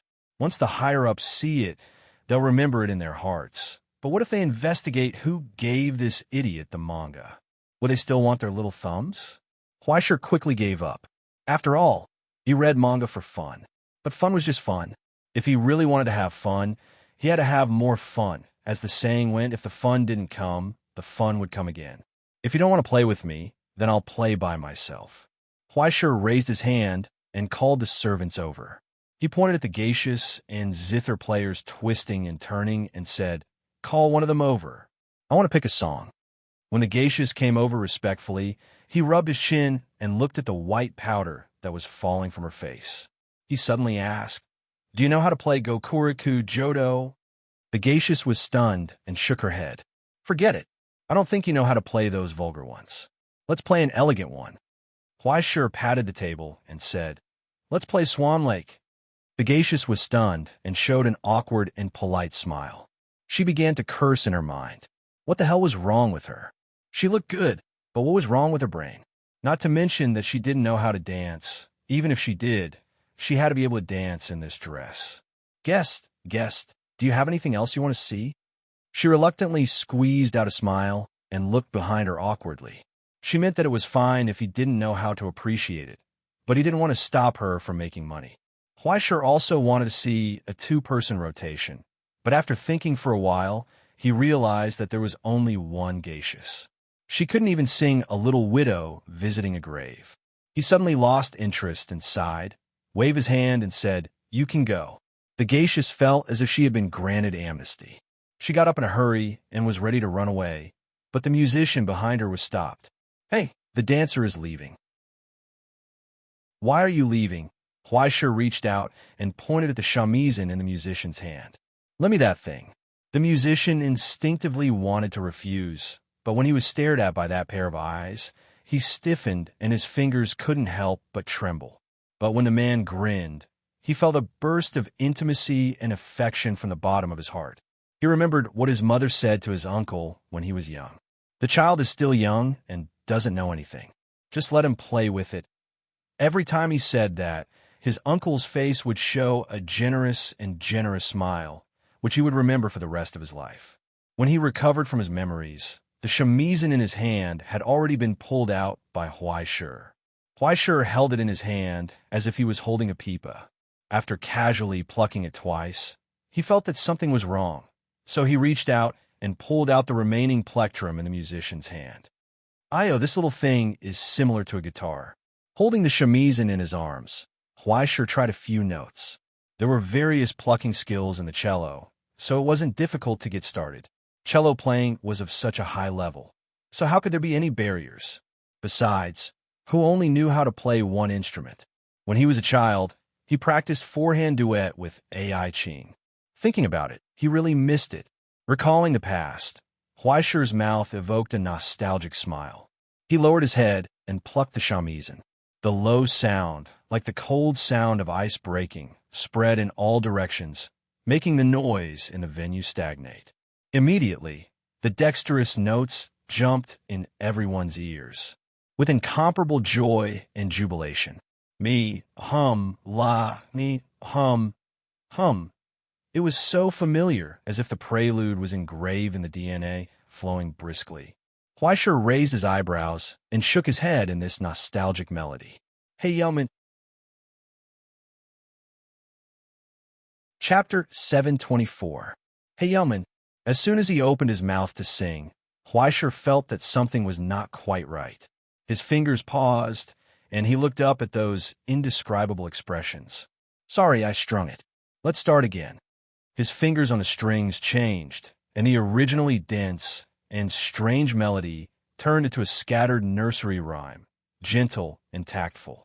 Two tigers, running fast, running fast. One is missing a finger, the other is missing an eye. So strange, visible to the naked eye, the expression of the one-eyed brawny man next to him who was missing a little finger began to quickly turn ugly. He seemed to have sung wrongly again, but did not matter. Huaisha shook his head indifferently. His fingers danced on the strings of the shamisen. The melodious melody instantly became sad and solemn, making people want to cry. After playing 2 verses of the Great Compassion Mantra, it seamlessly switched to the Wedding March, followed by a section of Cayman, and finally an adapted version that was one step away. He was beaming with joy and enjoying himself. If it were not for the fear of exposing his identity, Huaisha would have wanted to show everyone Paganini's unique skill of playing an entire song with one string. It was just that the instrument in his hand was not strong enough. The range was narrow. Once it went beyond the range, it seemed light and difficult to control. Otherwise, he could have played a Northwest folk song. After 5 minutes of research, Huaisha paused for a moment. He felt that he had completely mastered this instrument.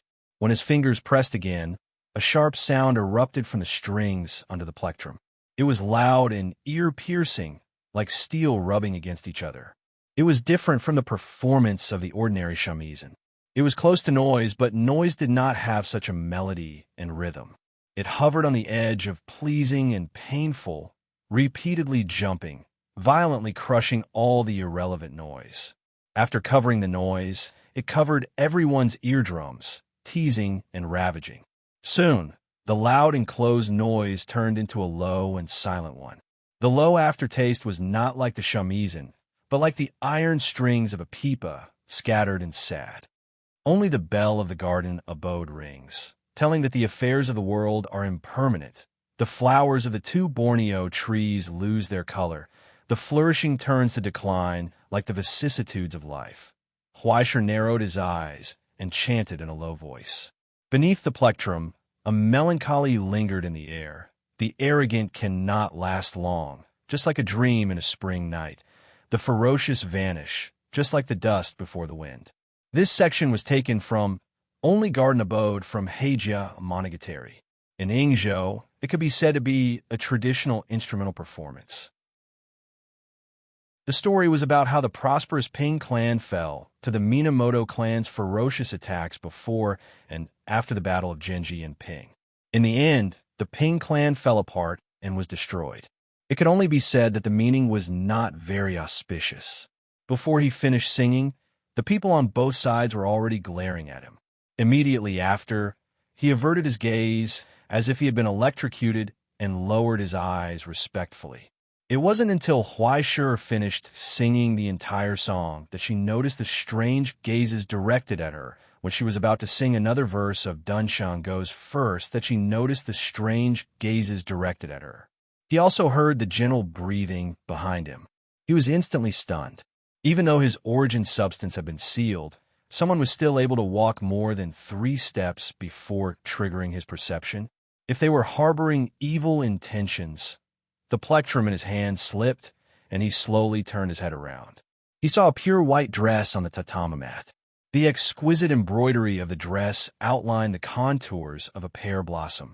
The pure white petals scattered against the green background, creating an indescribably harmonious scene. The newcomer's delicate face was hidden under the short hair that reached her shoulders.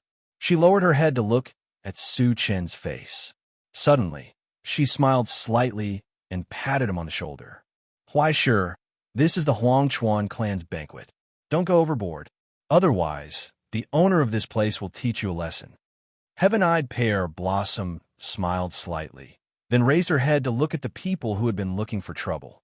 Being stared at by her, the few people who originally had ugly expressions on their faces lowered their heads and bowed respectfully. The source of the disaster disappeared without a trace.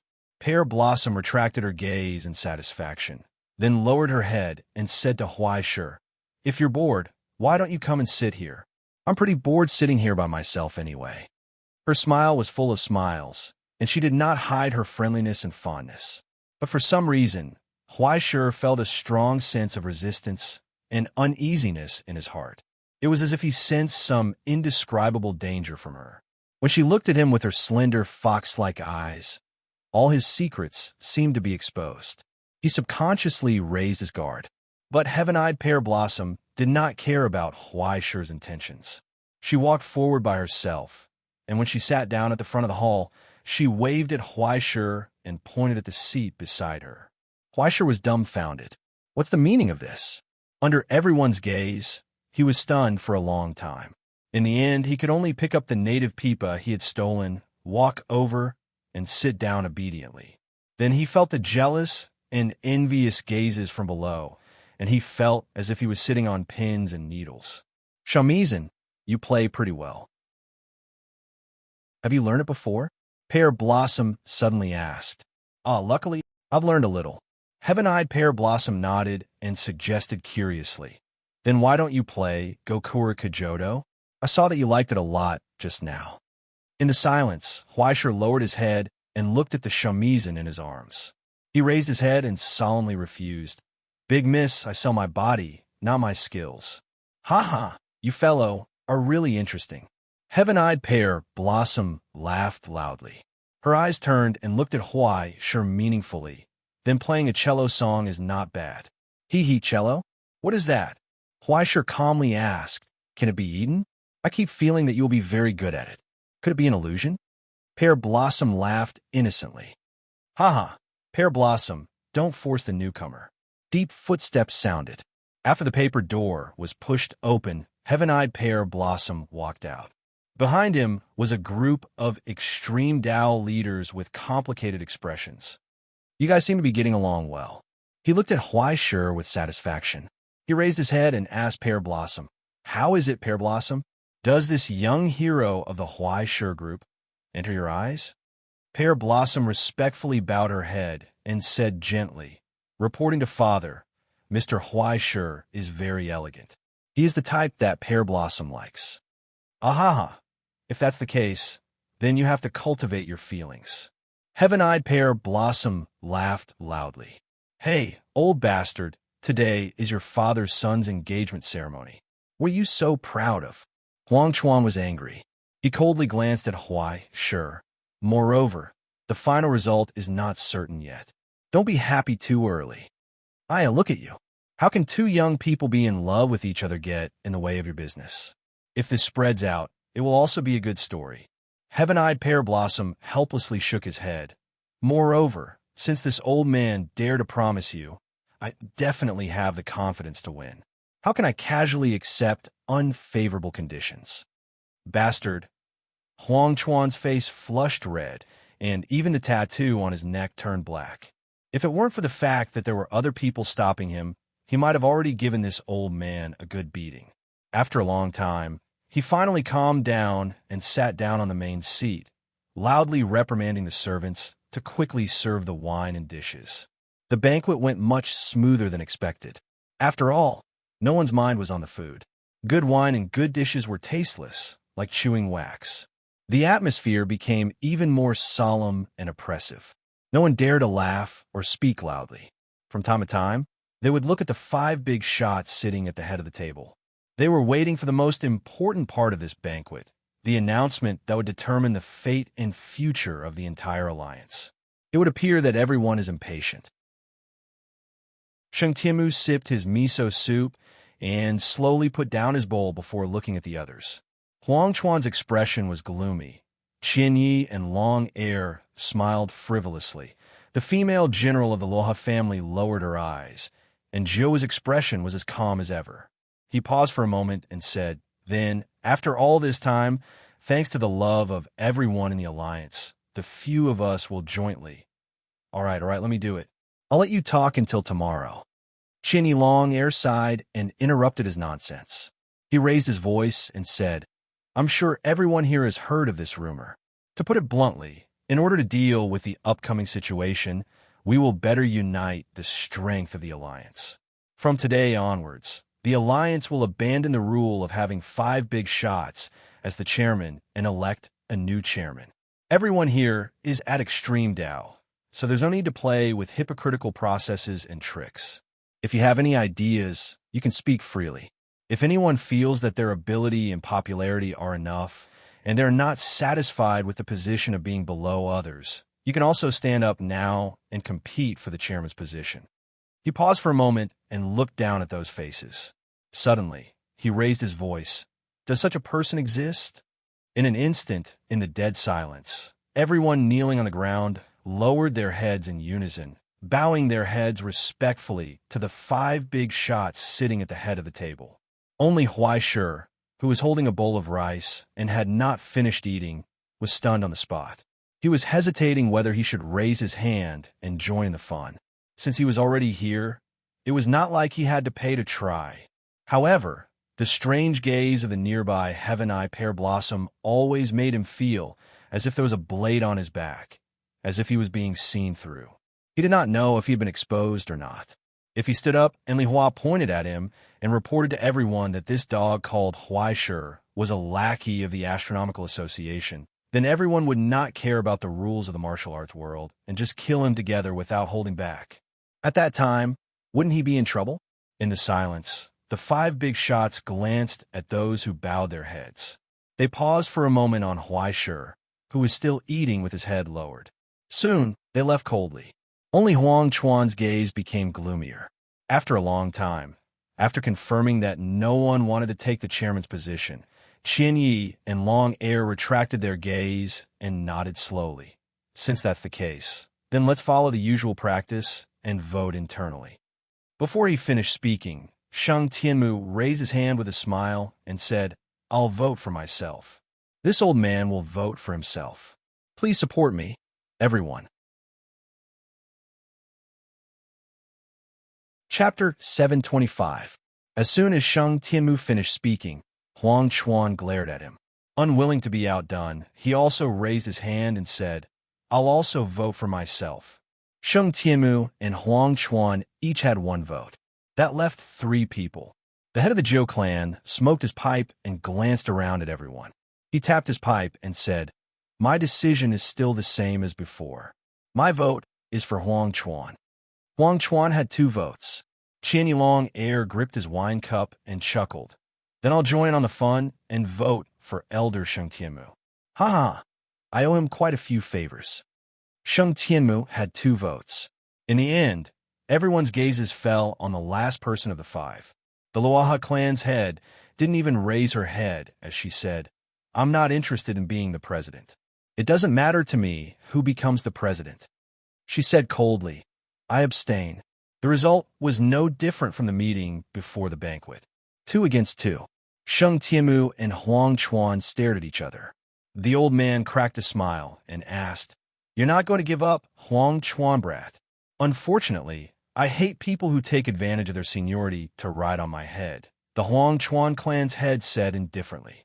The leader of the Huang Chuan family said indifferently, Since you have a chance of winning, then I'll take the 2 votes myself. So we'll follow the rules? Sheng Tianmu asked. Huang Chuan nodded. Then we'll follow the rules. But this time is different. He paused for a moment, his expression becoming cold and fierce. I want to test my swords. Below the stage, Huaisha paused in the middle of eating. He suddenly felt a chill run down his neck. He abruptly raised his head, just in time to meet Sheng Tianmu's smiling, expectant gaze. He smelled the familiar scent of an arrangement. The food in his mouth no longer tasted as good. 10 minutes later, Huaisha felt unwell. When the people of Incontinent called it a trial, it meant a duel. It was just like how a chef's trial was a competition of cooking. Unfortunately, a trial of swords wasn't a competition of who could forge faster with their bare hands. It was a duel of swords and spears. Unless blood was spilled, the duel wouldn't stop. It could really kill people. The competition forbade the use of border relics, stigmata, and even origin substance techniques. In a literal sense, the 2 sides would compete in swordsmanship. Of course, the big shots definitely wouldn't go down personally. Not to mention getting hurt, it was impossible for them to even bump into each other. The dirty and tiring work could only be done by his subordinates. Now, Huaisha, who had been enthusiastically signed up, stood in front of Sheng Tianmu with a dumbfounded expression. Sheng Tianmu gave him the treasured sword in his hand and patted his shoulder, indicating that he had been strengthened. Hurry up and attack. No, do you trust me that much? Huaisha stared at him in confusion. Aren't there 2 other people besides you? Sheng Tianmu looked at the 2 ascendants with solemn and cold expressions beside him.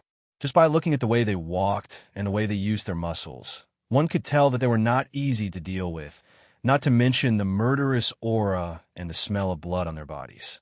Given the size of the Sheng Tianmu clan, wouldn't it be easy for him to find a few helpers? It would have been better if he hadn't mentioned this. Huaisha's eyelids twitched wildly. But the problem is that even if the 3 of us worked together, we probably wouldn't be able to defeat one of them. As he spoke, he didn't try to hide anything. His 2 teammates immediately turned around and glared at him angrily. If it weren't for the fact that Sheng Tianmu was still alive, he would have already attacked Huaisha.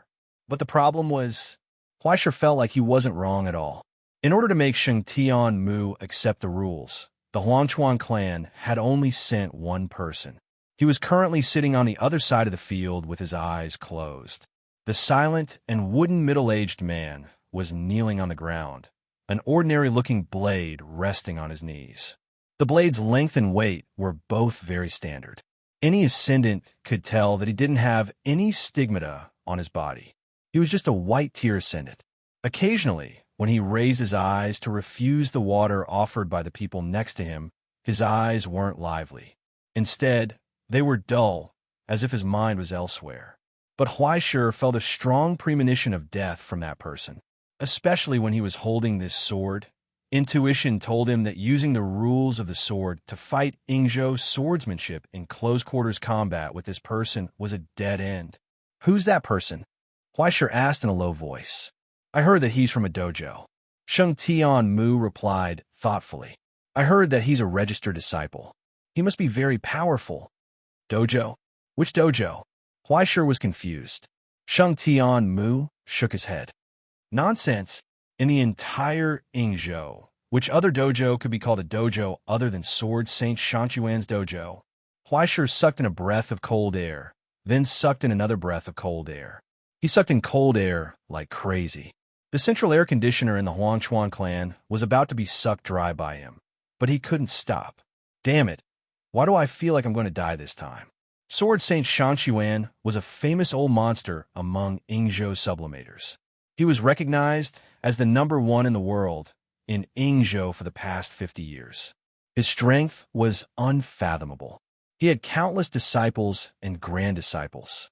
Countless people in the Wu and Gong families have been taught by him. His swordsmanship was divine. Huaishi's attainments in Yingzhou's swordsmanship came from Elder Luo's general weapon teaching class. He was using like a stick. Sword Saint Shangchuan's swordsmanship was at least LV 25. His skills were divine, and he was at the peak. He was invincible. Such an exaggerated term was used to describe a powerhouse whose talent, experience, and even effort and focus could be counted on one's fingers. Some people even said that if it weren't for the Sword Saint's eccentric and perverse personality and his unwillingness to get involved in the battle of the present, the dispute between the Gong and Wu families would have ended long ago. Huaishi once tried to fan the flames by asking Elder Luo, "Old man, if you and the Sword Saint fought, who would win?" Then Elder Luo pressed him to the ground and gave him a good beating. He was almost sent to the ICU. Later, when he heard that Elder Luo's future was cut off, he thanked Elder Luo from the bottom of his heart for not killing him. Perhaps the biggest regret of the muscular old man's life in martial arts was that he could no longer have a carefree duel with such an opponent. Back then, when he punched the founder into the abyss, he also cut off his future while cutting off all grudges. Now, even if the heretic king was solidified, he was still invincible in the abyss. He was like a fish in water in the golden dawn. Just look at the battle on the Stellaris. The old man fought 1 against 4, and he even dismantled the mechs with his bare hands. It was like playing, and he was extremely fierce. If Elder Luo was in his complete form, he would have been fighting all over the world. How could it be senior sister's turn? Now, he was a villain who had only learned 3 moves from 10 experience classes in the Orchard Gym. Now, he was going to compete with the Sword Saint's disciple in pure swordsmanship. Thinking about it, he felt that his future was bleak. Where did you get such confidence in me? Huaishi was puzzled by old man Sheng Tianmu's choice. Of course, it's because Li Hua thinks that you are very powerful. Sheng Tianmu said with a serious face. Let me tell you, Li Hua has a good eye. She said you can do it, so of course I think you can do it. Huaishi looked back at the arena in a daze. Li Hua also smiled and gave him a thumbs up, indicating that he could do it. Huaishi felt that he was going crazy. How is it? Can't you feel the trust this old man has in you? Sheng Tianmu smiled and comforted him. Don't be nervous. Maybe it won't be your turn. Akutagawa and White Butterfly are both 1 in a million. Moreover, the rule this time is 1 book win. Maybe if you're lucky, you will win after taking 1 book. Before he finished speaking, a cold announcement came from the arena. Small hand. There was a moment of dead silence. After the sound of steel scraping, the referee's voice sounded. The winner has been decided. The whole process didn't even take a second. When Huaishi looked back, he only saw the man called White Butterfly stagger back and fall on his back. Blood gushed out like a fountain. The long sword fell to the ground, along with his 2 hands that were holding the sword. Together with the blade, armor, flesh, and even bones, they were all cleanly cut off by the sword.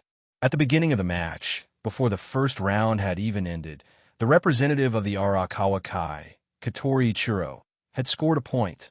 Huaishi was stunned in place. After the dull man pulled out his sword, he became cold and aggressive. His eyes burned with aggressive flames, tyrannical and insufferably arrogant.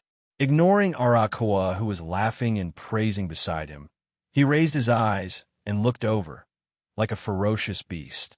Next, grinding his teeth and sucking blood, he couldn't wait. On the sidelines, Akutagawa, who was putting on his armor, stiffened for a moment.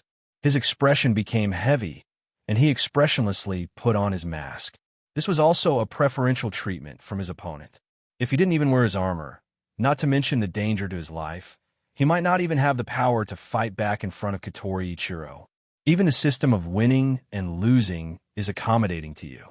That was what Arakawa said. Now it seemed that he was right. Huaisha narrowed her eyes as she sensed the swift and fierce aura behind her. She could feel the hair on the back of her hand standing on end. There was a tearing sound in the stagnant wind, echoing in the air. Something sharp appeared and disappeared in a flash, completely destroying everything. This kind of swordsmanship was terrifying. He shouldn't have talked nonsense with Sheng Tengyu. Otherwise, he would have seen something just now. He focused all his attention on the field. Under everyone's witness, Akutagawa, who was covered in protective gear, walked into the field step by step. Both sides bowed meticulously, then drew their swords. With the referee in front of them, their swords clashed and touched for a moment. Both of them slowly took a step back. Fair and square. The referee raised his hand and chopped down.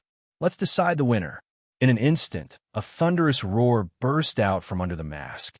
The sound of the explosion was so loud that it even cracked the mask from the inside. It was Akutagawa's roar. The terrifying roar spread in an instant. Everyone's vision blurred, and even their thoughts stopped for a moment. Ki fusion. It was one of the most common techniques in kendo. When the sword was drawn, one would combine the spirit and physical strength of the breath with the shout, and then burst out all the power in an instant.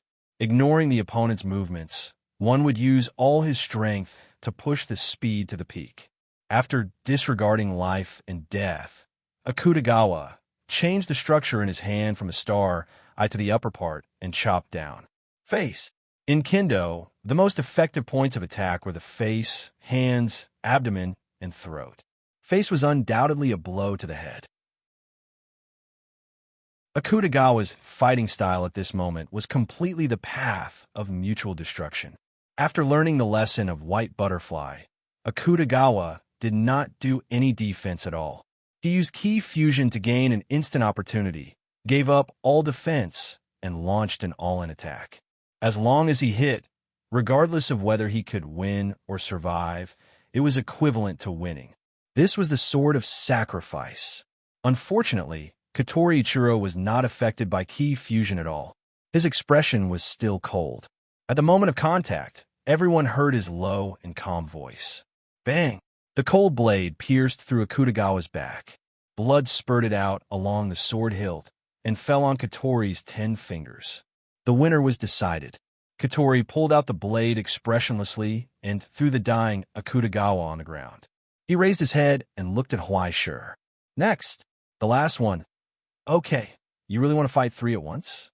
In the silence, under everyone's gaze, Huaisha sighed, shrugged, got up, and walked to the field. He drew his sword. Although he didn't know if there was a rule in Ingzhou, he suddenly realized that he seemed to have a slight chance of winning then. After 10 lessons in the orchard gym, the new kendo trainee who was best at singing, dancing, and playing the cello. White paper doll, come out. Chapter 726. It was as if he hadn't seen the tragic defeat of his 2 companions. Holding Simu's sword in his hand, the white doll stepped into the arena, relaxed and comfortable. He drew the sword and waved it twice. He couldn't help but sigh. Whether it was weight, length, or even ease of use, it was far inferior to resentment. Not good. Isn't this a few years old? He turned back and asked, rather than calling a weapon, it's better to call an antique. It should be quite expensive, right? Shouldn't it be properly preserved? Things like swords have no meaning once they become antiques. It's best to use them while they're still usable. Simu waved his hand indifferently. As the saying goes, make the best use of everything. If tools don't break, then isn't there no meaning? As an experienced tool user, Huaisha could sense the deep malice of this world. He held the sword in his hand and swung it twice. The blade actually hummed. He felt that it would be more convenient to wield a stick of this length. He didn't realize at all how awkward his posture was in the eyes of a professional. Across from him, Katori Ichiro couldn't help but frown. The name of a blade covered in dust, entrusted to the wrong person. This was probably the situation, right? All right. Huaisha nodded. After completely familiarizing himself with this weapon, he raised his head and smiled. Let's begin. The attendant next to him came forward with brand new protective gear, but Huaishir didn't even glance at it. He waved his hand. There's no need for those cumbersome things.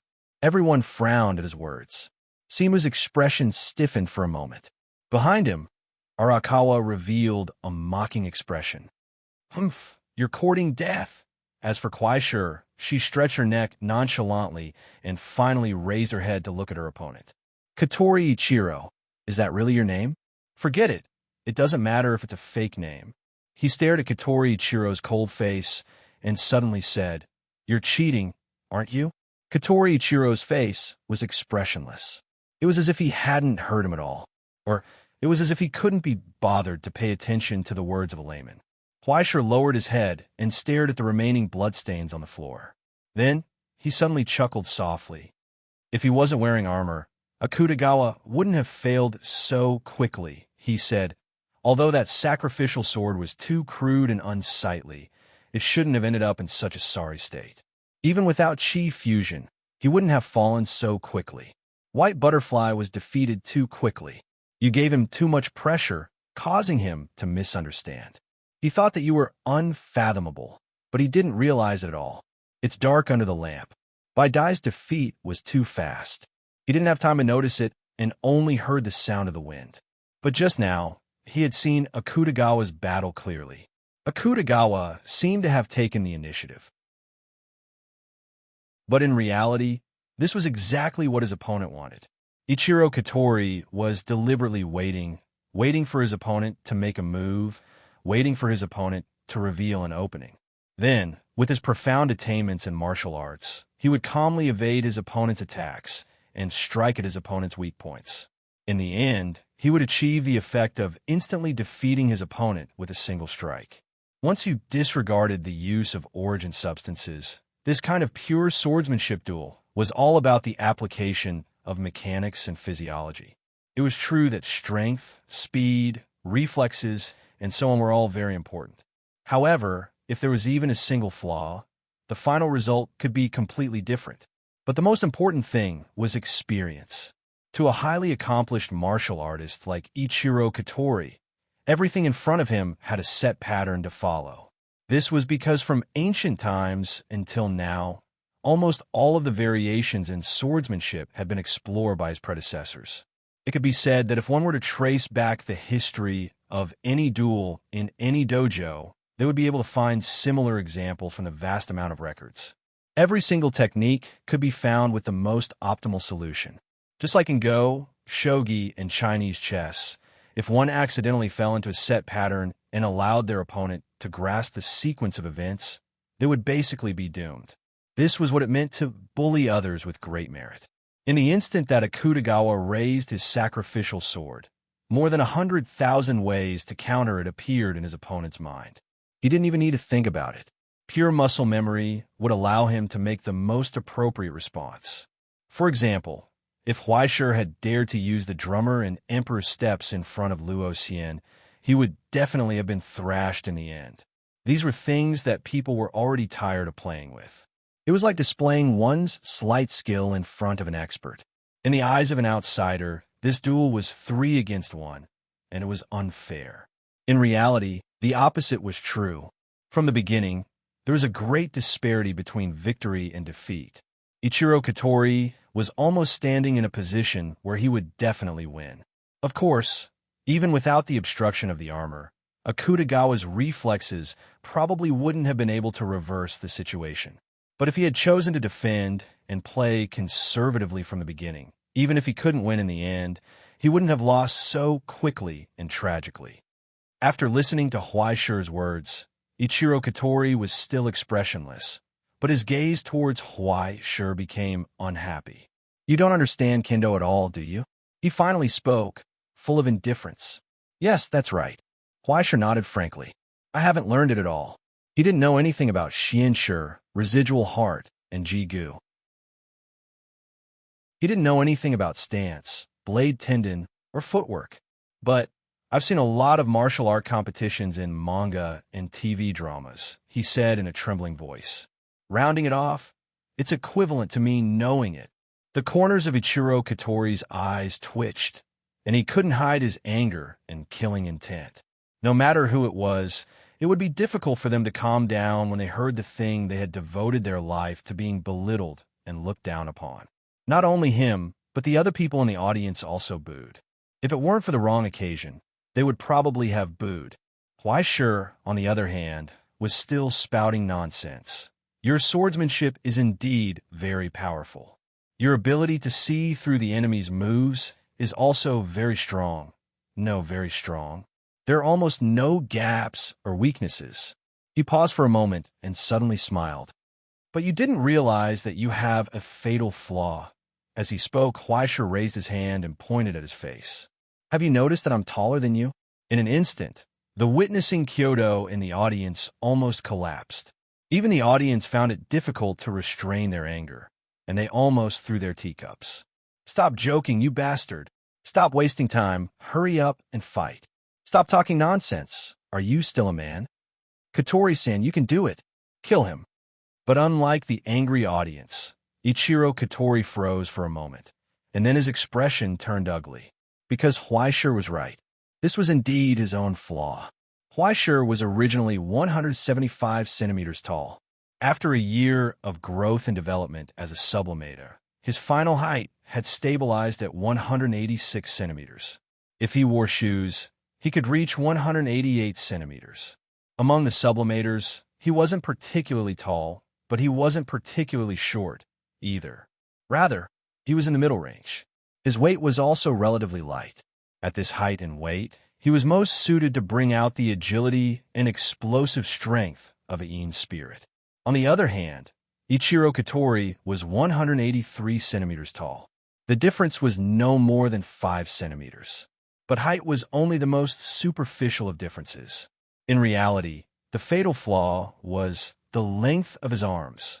Huaishir's arms were 3 centimeters longer than his, an inch longer, an inch stronger.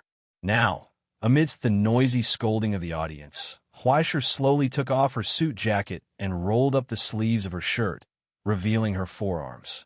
His legs parted slightly as he stood firmly on the ground. Then, he raised his hands and gripped the hilt of his sword, raising it high. In the way of the sword, this was an undeniable top-level structure. The Tang bamboo stance was ready to be unleashed. Admittedly, the slashing motion was completely out of shape. It wasn't up to standard at all. But no matter who it was, they couldn't deny that Huaishir's advantage in height and arm length had been fully utilized in this strange posture. With the advantage of height, arm span, and sword grip, his attack range was 10 centimeters longer than Ichiro Katori's. How is it, Ichiro Katori? Huaishir smiled faintly. How does it feel to be caught in a trap of your own making? A contest of swordsmanship without stigmata and origin substances? Like hell, the following duel had nothing to do with swordsmanship. If his opponent wanted to use his rich experience to remain undefeated, then what Huaishir needed to do was to forcefully drag his opponent out of the realm of swordsmanship and then use his rich experience to defeat him. When Ichiro Katori had abandoned miracles in order to eliminate variables, the outcome of the duel had been dominated by the cold laws of physics.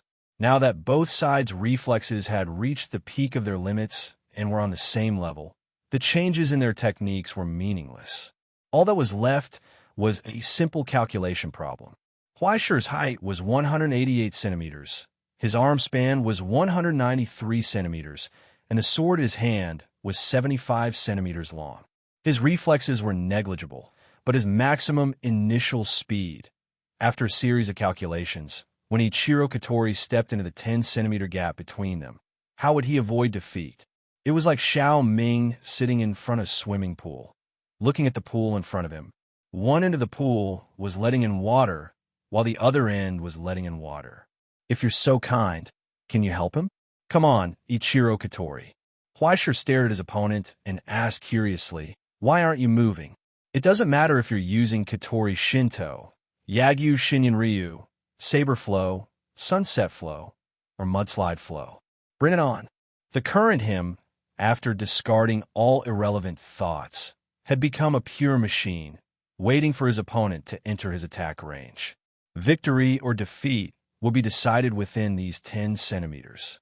Amidst the deathly silence, he smiled slightly and softly announced, "By the way, my next target is also your face. You bastard."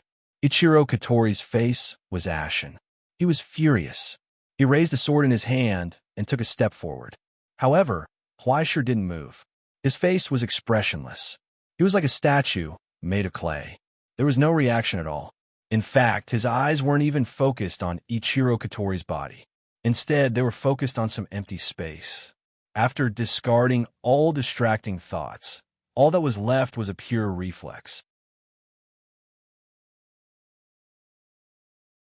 Chapter 727. For a long time, Karori Ichiro remained motionless. Was there a need to see through it? There was no need at all. Karori Ichiro's posture and muscles were completely undisguised. What he was brewing was a slash that was as sharp as a flash of lightning. Karori Ichiro's pure speed was already accumulating in this rigid and inflexible posture, surpassing Karori Ichiro. As long as Karori Ichiro dared to step within 10 centimeters of Karori Ichiro's attack range, what awaited him would be a thunderous strike. But the upper part of the structure had its flaws. In the silence, Karori Ichiro's mind raced. If Karori Ichiro wanted to use distance to win, then he could also use distance to his advantage. Indeed, there was a 10-centimeter gap between their attack range, but Karori Ichiro's sword still needed time to land on his body. If he rashly used the middle part of the attack range, he would be in danger. Thus, while he was deep in thought, his body had already reacted naturally. Karori Ichiro lowered his body, bent his waist, bent his legs, and extended the sword in his hand forward, pointing it at Huaishir's lower body. It was simple geometry. Huaishir also changed his posture. Middle part, sudden thrust structure. Throat. Karori Ichiro pointed his sword straight at Karori Ichiro's vital point and said where he was going to attack next. Sudden thrust minimized the distance of the slash and maintained the advantage of the attack range. Karori Ichiro placed all his strength in this attack. Before Karori Ichiro's attack reached him, Karori Ichiro's throat would be pierced. It was at that moment that Karori Ichiro smiled and sheathed his sword. His movements were as smooth as flowing water, and his movements were natural and harmonious. He had practiced this thousands of times, and it had already been engraved in his bones. All his reactions and the use of his muscles had entered the process that had been repeated for an unknown amount of time. This was the sword-drawing technique. The moment Karori Ichiro reacted, he had already shot towards Huaishir. Ground shrinking. It was still a kendo technique that was so pure that there was no next time. Karori Ichiro relied on his toes to push his body forward, achieving the terrifying effect of moving forward without any warning.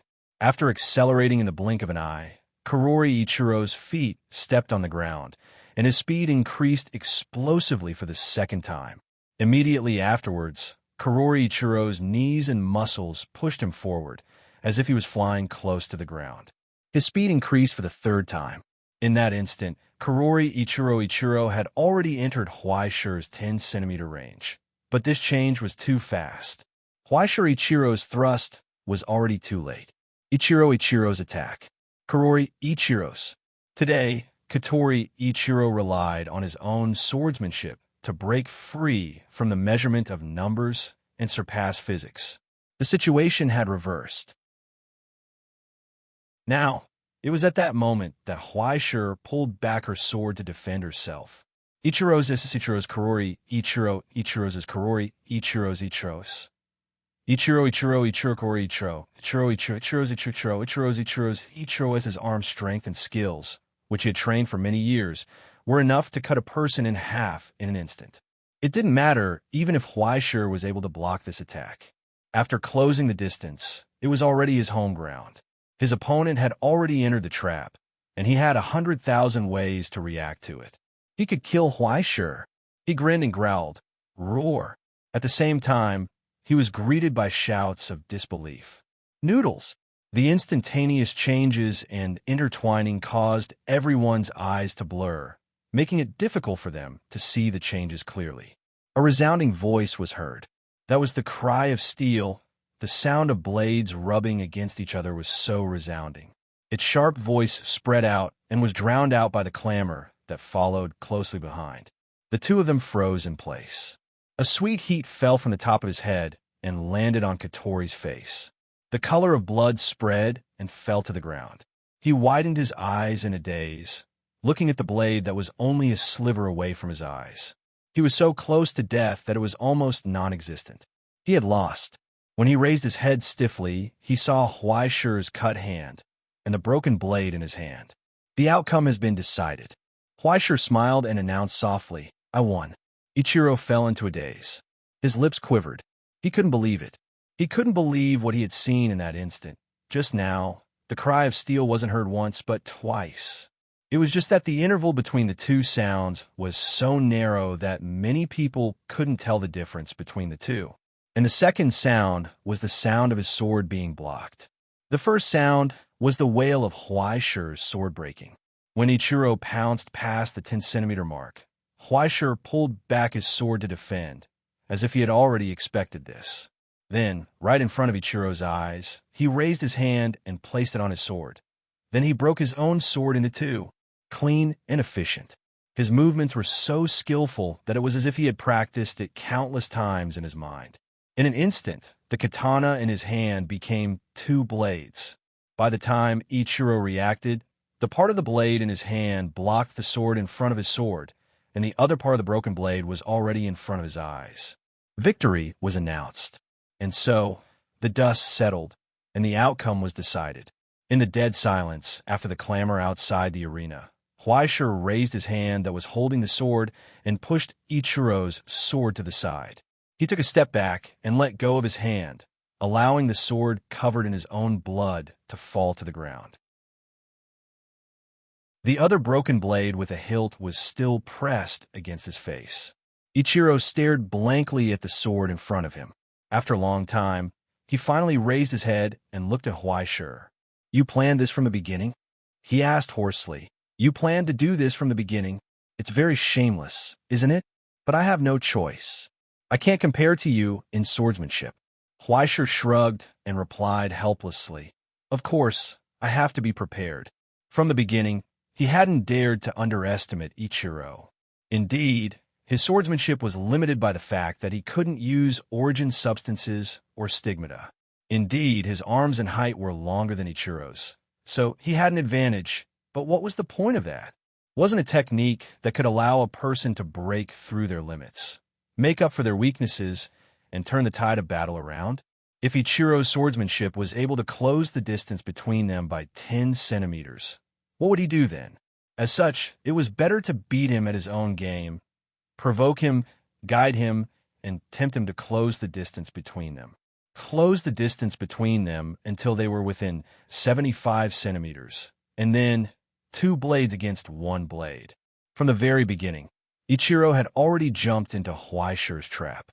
This wasn't because he lacked experience in combat, but rather because he lacked knowledge in the uncanny way. As long as there was nothing wrong with his brain, who would have thought that his opponent would suddenly break his blade and play with him? You probably don't have many life and death battles with others, right? Huaishi lowered his head and observed Ichiro's stunned expression. He couldn't help but shake his head. Wait until you meet someone who can stuff explosives between their teeth. You won't think that breaking a blade is a big deal anymore. This was against the rules. This was against the rules. Ichiro really wanted to say this, but in the end, he closed his eyes in silence. He sighed silently. He let go of the sword in his hand. "I lost." He bowed his head respectfully. "Thank you for your guidance." "No need to thank me. No need to thank me." Huaishi happily raised his hand and patted his shoulder. "Little Ichiro, it's normal for a young person to be arrogant and complacent after achieving so much. When you go back, remember to practice more and improve every day. Don't slack off. Only then will you be able to become a pillar of the modern era." As he spoke, he raised his head and glanced at the referee. "Are you mute? Say something." The referee froze for a moment. His stiff expression twitched as he finally spoke. "The victor has been decided. Winner, White Paper Man." Thus, Huaishi turned his head and looked at the stiff faces outside the arena. He raised his eyebrows and smiled. Then, from the silence, a crisp applause rang out. It came from the very top. Sheng Tianmu smiled and raised his hands to clap twice. Then, he turned his head to look at the faces below the arena and waited quietly until those people finally came to their senses from the old man's gaze. They raised their hands in panic and clapped with all their might, fighting to be the first. Thunderous applause emerged out of nowhere and filled the entire banquet. They cheered for the victory of the Alliance Master. It lasted for a long time.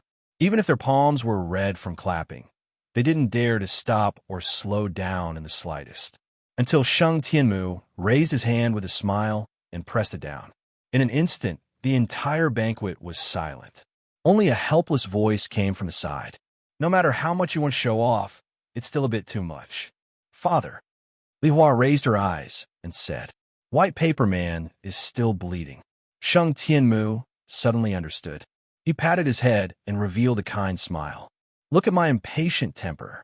Lord Huang Chuan, Lord Huang Chuan, can you send a doctor over to take care of it?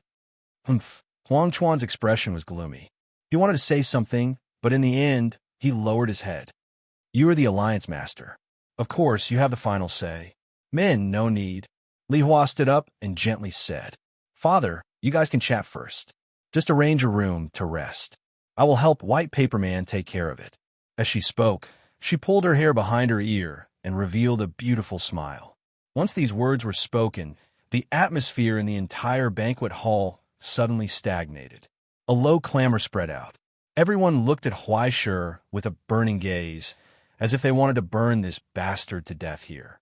Li Hua smiled, natural and unrestrained. Then, under the guidance of the servants, she brought Huai Shi out of the banquet hall. Huai Shi felt that his entire body was not good. It was not excitement, but discomfort. The sense of danger coming from Li Hua was getting stronger and stronger, making people uneasy. Along the way, Li Hua walked in front with a smile. After the servant opened the door, she turned around and instructed, I have some confidential matters to discuss with White Paper Man. You guys don't need to come close. Yes. The servant nodded frantically. After respectfully retreating a few steps, he turned around and left. In the dead silence, Li Hua watched him leave before slowly closing the door. She smiled at Huai Shi, who was in the room with a cautious and confused expression. Huai Shi wanted to say something, but hesitating, wanted to say something again. Full concentration, careful and vigilant. He was afraid that she would take off her hypocritical mask in this place where there was no one around. She wanted to show off her beastly desires and ruin his pure body. White Paper Man, don't be nervous. Sheng Tianmu. Li Hua smiled and walked in. She said gently, Come, let me show you something good. As she spoke, she lifted her hair and untied her belt. Then, she pulled open her wide collar and slowly took off her exquisite and gorgeous robe. Under Huai Shi's dazed gaze, she revealed her body-tight leather clothes that did not reflect any light at all. She also revealed all kinds of small and complicated intrusion devices, and a syringe gun in her hand. By the time Huai Shi reacted, the syringe gun in her hand was already pressed against Huai Shi's neck, and she pulled the trigger. Just like that, the drug that was enough to make hundreds of people fall into a deep sleep was injected into Huai Shi's artery. Huai Shi's vision turned black as he fell to the ground. Then, Li Hua picked him up and threw him on the bed. Have a good sleep, Huai Shi. In his daze, he seemed to hear a familiar voice calling his name. Then he saw a figure walking towards the window, pushing it open and jumping into the night. He closed his eyes and fell into a deep sleep. Like hell. Could it be that the drug resistance that he developed from eating so many demon cooking dishes was a joke? Huai Shi was still full of energy. Chapter 728. Did she really think that she could knock him out with that little bit of anesthetic? What a joke. Even if the dosage was doubled, it would at most make him blow a snot bubble. If she wanted him to fall asleep, only Guishuk's cold tea would be able to do that. After the pear blossom disappeared into the night, the sleepy Huai Shi suddenly opened his eyes. His expression was solemn and serious. It wasn't a coincidence that the Heaven-Eye Pear Blossom knew his identity. She even used him to escape from everyone's sight and secretly investigate some secrets in the Huangchuan family. Special investigator, female, infiltrated, searched Extreme Path headquarters. His expression gradually became serious. Amidst the excited shouts of the crow, he felt that there was something wrong with the plot. But how could he not follow her when encountering such a situation? However, he might not be needed. Huaisher closed his eyes.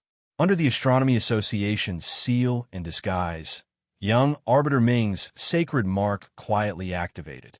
The bone burial sanctuary slowly opened up, and a slender arm reached out and pressed the light switch in the room. The light was turned off. Immediately after, a beautiful body appeared from the darkness. Substitute Huaizusuko came online again. Huaisher lowered his head and looked at this naked body.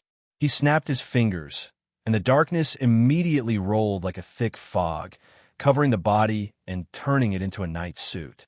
Purely in terms of performance, this complete substitute had the ability to transform into origin substance and could even hide in the shadow. It was even more convenient than Huaisher's original body. It was definitely an excellent method for tracking and infiltrating. Very good. Now there were two female spies who had infiltrated and searched. It was twice as exciting. Huaisher closed his eyes on the bed, and Huaizusuko's eyes gradually became lively. She followed the scent in the wind and snuck into the darkness outside the window.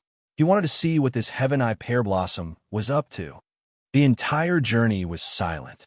After Huaizusuko's body had transformed into origin substance, she had completely melted into the shadows. She was completely unobstructed, even under the light. At the closest distance, she was able to enjoy a spectacular infiltration show. The Huangchuan family's inner courtyard was heavily guarded. Aside from her loyal subordinates, there were at least 4 ascendants patrolling and guarding the place. Furthermore, the surveillance cameras covered every single blind spot. More importantly, the entire inner courtyard, especially the area around Huang Chuan's office and treasury, was covered with more than 2 layers of secret protective measures. Huaisher was unable to identify the complicated effects, but the most important one was undoubtedly a warning. As soon as someone without identification entered or exited the building, or if an origin substance reaction that wasn't recorded in the records appeared, the alarm bells would go off. On the other hand, Sheng Tianmu Li Hua continued to walk forward confidently. He held an eyeball-shaped candle in his hand. Under the illumination of the candle, all the traps and alarms lost their effect. Huaijisu was hidden in the elongated shadow behind her. Step by step, they went deeper and deeper. It was as if Huang Chuan himself had told her about all the defenses and defenses in this place. The Heaven-Eye Pear Blossom was completely unimpeded. She went everywhere, practically sweeping through the inner courtyard of the Huang Chuan family's residence, including the complex underground tunnels and the large plaza with unknown uses. It was as if she was searching for something. Her speed was incredibly fast, as if she didn't care about anything unrelated to her. Finally, she entered the most secret storeroom. It was the most heavily guarded place in the entire Huangchuan family. An old man was leaning against the wall at the entrance, as if he had already fallen asleep. However, the simple spear in his arms constantly emanated a bone-piercing, killing intent. Anything that dared to invade this area, even if it was an insect or a speck of dust, would be silently cut in half. The Heaven-Eye Pear Blossom paused in her steps, stopping outside of the guard's detection range. The light from the eyeball-shaped candle in her hand began to glow, and the speed at which it burned increased rapidly. At the same time, the light began to shrink until it completely enveloped her. She hid in this narrow space, her back hunched as she slowly made her way into the area covered by the spear's killing intent. There was no sound at all. Even the movement of her feet didn't cause the slightest sound. Just like that, she brushed past the old man. But how could Huaisher allow such a thing to happen? No matter what this woman wanted to do, Huaisher wanted to play some tricks on her. Not only did she ambush and drug an outstanding young man like him, but she also sneaked into someone else's backyard so late at night. She definitely wasn't a good person. As an outstanding member of the Astronomy Association who was determined to protect the current situation, Huaishir had to help her realize her mistakes so that she could repent as soon as possible. He couldn't let her make more mistakes. Thus, under the Heaven-Eye Pear Blossom's feet, in the shadow, the white paper Suko silently stretched out a finger, bent it, and flicked it. Pa! Amidst the silence, a soft sound suddenly broke out. The sleeping old man suddenly opened his eyes, and the ancient spear in his arm shook, about to let out a low cry. But immediately after, he saw a hand appear out of thin air in front of him. In the palm of the hand was a small mirror, and the mirror reflected his old eyes. A ray of dim brilliance quietly flashed through his eyes, and immediately he was stunned on the spot, as if he had lost his soul, completely forgetting where he was. The Heaven-Eye Pear Blossom quickly put away the mirror and lowered her head to touch the mirror, revealing a regretful and pained expression. She didn't delay any longer and leaned against the door, quickly beginning to crack the password of the storeroom door. Soon, with a soft click, her figure disappeared behind the door, together with Huaishir. In the spacious storeroom, there were no more surveillance cameras. When it was originally designed, they probably already thought about it. If the opponent could enter unimpeded, any more security and surveillance would be useless. Moreover, every time the Huangchuan family went in and out, it was troublesome, right? But it was convenient in this kind of place. Huaishir secretly clicked his tongue. The Heaven-Eye Pear Blossom put away the candle in her hand and walked quickly. She didn't even look at the shelves on both sides and directly rushed into the innermost area. After looking around, her body suddenly stopped for a moment. She suddenly turned around. Immediately after, she saw in the shadow behind her an unbelievable figure slowly appeared. The newcomer's face was extremely beautiful, and her body was beautiful. Her slender body was leaning back, and her right arm was raised high, holding a majestic and beautiful spear in her hand, and fiercely stabbing towards the Heaven-Eye Pear Blossom's butt. Backstab. Bold evildoer, why aren't you showing your true form? Seeing that he was exposed, Huaishir immediately shouted loudly, "Mighty Sky!" Unfortunately, before he could shout the word dragon, his voice was swallowed by the frozen air. The Heaven-Eye Pear Blossom flicked her wrist, and a thin and long bracelet lit up, and a spherical force field suddenly spread, instantly enveloping the two of them and freezing all sound. Everything was silent. 2 daggers had already shot out from the Heaven-Eye Pear Blossom's hands and directly stabbed towards the sneak attacker's face. As fast as lightning, the spear in Huaishir's hand suddenly disappeared and was replaced by a blood-stained resentment. And as the iron feathers multiplied, the sharp long sword blocked the daggers and went straight for the Heaven-Eye Pear Blossom's chest. First the butt, then the chest. Even Huaishir himself felt that he was extremely vulgar. But immediately after, the daggers in the Heaven-Eye Pear Blossom's hands flew out silently, and after drawing 2 strange arcs in the air, they were respectively aimed at Huaishir's neck and back. The Heaven-Eye Pear Blossom's body fell backwards, and like an iron plank bridge, she dodged the resentment. After that, a pistol appeared in her empty right hand, and she repeatedly pulled the trigger towards Huaishir. The loud sound was extinguished in the silence, but the bullets were burning with flames as they flew towards Huaishir. There was simply no time to block the bullets. But long before the Heaven-Eye Pear Blossom pulled the trigger, Huaishir had already raised the blade, blocking the front of the gun. Following the violent tremble of his arm, the 4 hexagonal cone-shaped cursed bullets had already shattered on the blade of the resentment, and immediately after, the fragments were swallowed by the resentment. Huaishir felt a chill run from his heels to the back of his head.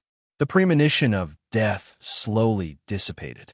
He did not know what kind of vicious curses were hidden in those few bullets.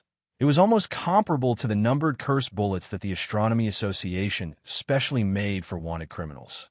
If he was hit, not to mention young Si Ming, even great Si Ming would have to suffer.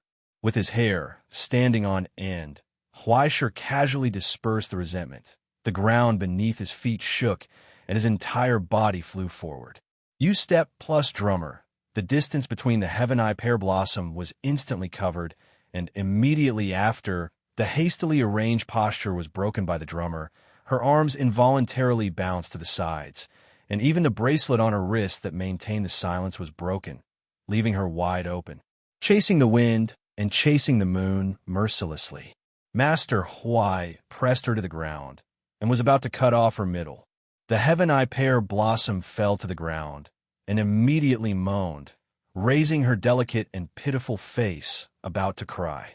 Her face was sparkling like jade, like the crescent moon, snow piled up on the flowering trees, tender and charming, charming beyond words, delicate and graceful, beautiful beyond words.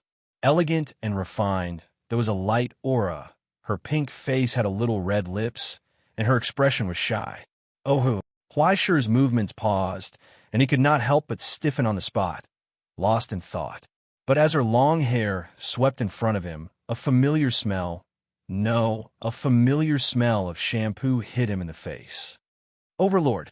At that moment, Huaishir felt as if he was struck by lightning, and subconsciously blurted out, "Old Lu, F***ck you're." Huaishir. The daggers that were piercing his kidneys from both sides paused, and the Heaven Eye Pear Blossom's expression twitched, and he stared at the paper in his arms, dumbfounded. "Why are you wearing women's clothes?" In the awkward silence, he was stunned for a long time and retracted his soul ability. "You are so flirtatious. F***ck you still have the face to talk about others." Huaishir came back to his senses and suddenly became furious. "Aren't you also wearing women's clothes? And you even seduced an innocent young man? I saw it clearly." How could he not see it clearly? He was the one who was seduced.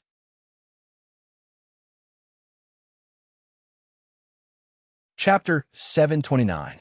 To be honest, Huaishir was almost shaken, especially just now. If it wasn't for the familiar shampoo smell that made him react, he would have become Miss Li Hua's bootlicker, barking on the ground. When he thought that such a big sister was actually Old Lu in disguise, he felt like his entire body was about to split open. No matter how beautiful the equation was, it couldn't calculate the shadow in his heart. What kind of F***king fantasy was this? Also, wasn't Old Lu originally at the second level? Why did he drop to the first level now? A first-level soul ability was able to affect him, a third-level super. It was beyond ridiculous. He didn't know how many times his soul ability had undergone qualitative changes and how many ingredients had been added. Even he almost couldn't withstand it. Just as he was feeling scared, Heaven-Eyed Li Hua. No, Yu Dongri was already lying on the ground, taking off his wig and fanning himself. He wiped the cold sweat off his face and panted. "How did you wake up again this time?" he asked in confusion. "I changed the formula." "What do you mean by again?" Huaishir frowned and realized that things weren't that simple. He immediately narrowed his eyes. "Did I see you wearing women's clothes many times? Also, why did you change the formula? Also, how did you know that I'm Huaishir Bai?" He wanted to stuff 100,000 questions into Yu Dongri's mouth and force him to spit out the answer. But Yu Dongri avoided the topic, his eyes drifting. Anyway, it's a long story. It's fine. Let's make it short." Huaishir grinned and smiled ferociously, pressing him to the ground. "Explain everything to me clearly. Otherwise, I'll take you to the Huangchuan family to reason with you." Lu Dongli, who was on the ground, rolled her eyes when she heard that. She put on the wig again and turned into the appearance of a pear blossom with heavenly eyes. Then she rubbed her thighs and pleaded with a weak face. "Mr. Huaishir Bai, can you let me go first? It hurts here, really?" Huaishir raised his hand expressionlessly and picked up the broom leaning on the shelf next to him. "Maybe it's constipation. I'll get a stick to help you clear it." As he spoke, he pointed the broom stick in his hand at Yu Dongri's mouth. "In order to prevent any future troubles, let's start from the top, so that you'll be completely unobstructed from top to bottom." Yu Dongri immediately became angry and widened his eyes. "She's a big sister now. Can't you be gentler?" I'm AF Asterisk King Big Sister too. I love this type. What's wrong with that? Huaishir sneered and flipped his waist-length hair. He snorted coldly. Give up, old Lu. The new generation surpasses the old. In terms of beauty, you can't compare to the current me. And, with a bang, the broomstick hit Yu Dongri's arm, which was hidden behind his back. Put down the anesthetic you're hiding behind your ass. Don't even think about taking out the mirror. I saw it clearly just now. Just like that, Huaishir by Suzy stepped on Heaven Eye's pear blossom. The broomstick in his hand was pointed at her face. He sternly urged, "Are you going to talk or not? If you don't talk, I'll cut you open." I'll talk. Yu Dongri raised his hands in surrender, but his eyes looked around. But there's no mood here. Why don't we go back to the room and slowly talk, Katja? The handcuffs that Huaishir had just made with the rope of sorrow were cuffed onto Yu Dongri's hands. Arrest was the end of it. Forget it. It's okay if you don't talk. Huaishir gave up on prying open this guy's mouth and coldly said, "Come with me, Mr. Lu. The astronomy meeting has been looking for you for a long time." Don't F asterisk CK no. Yu Dongri struggled with all his might.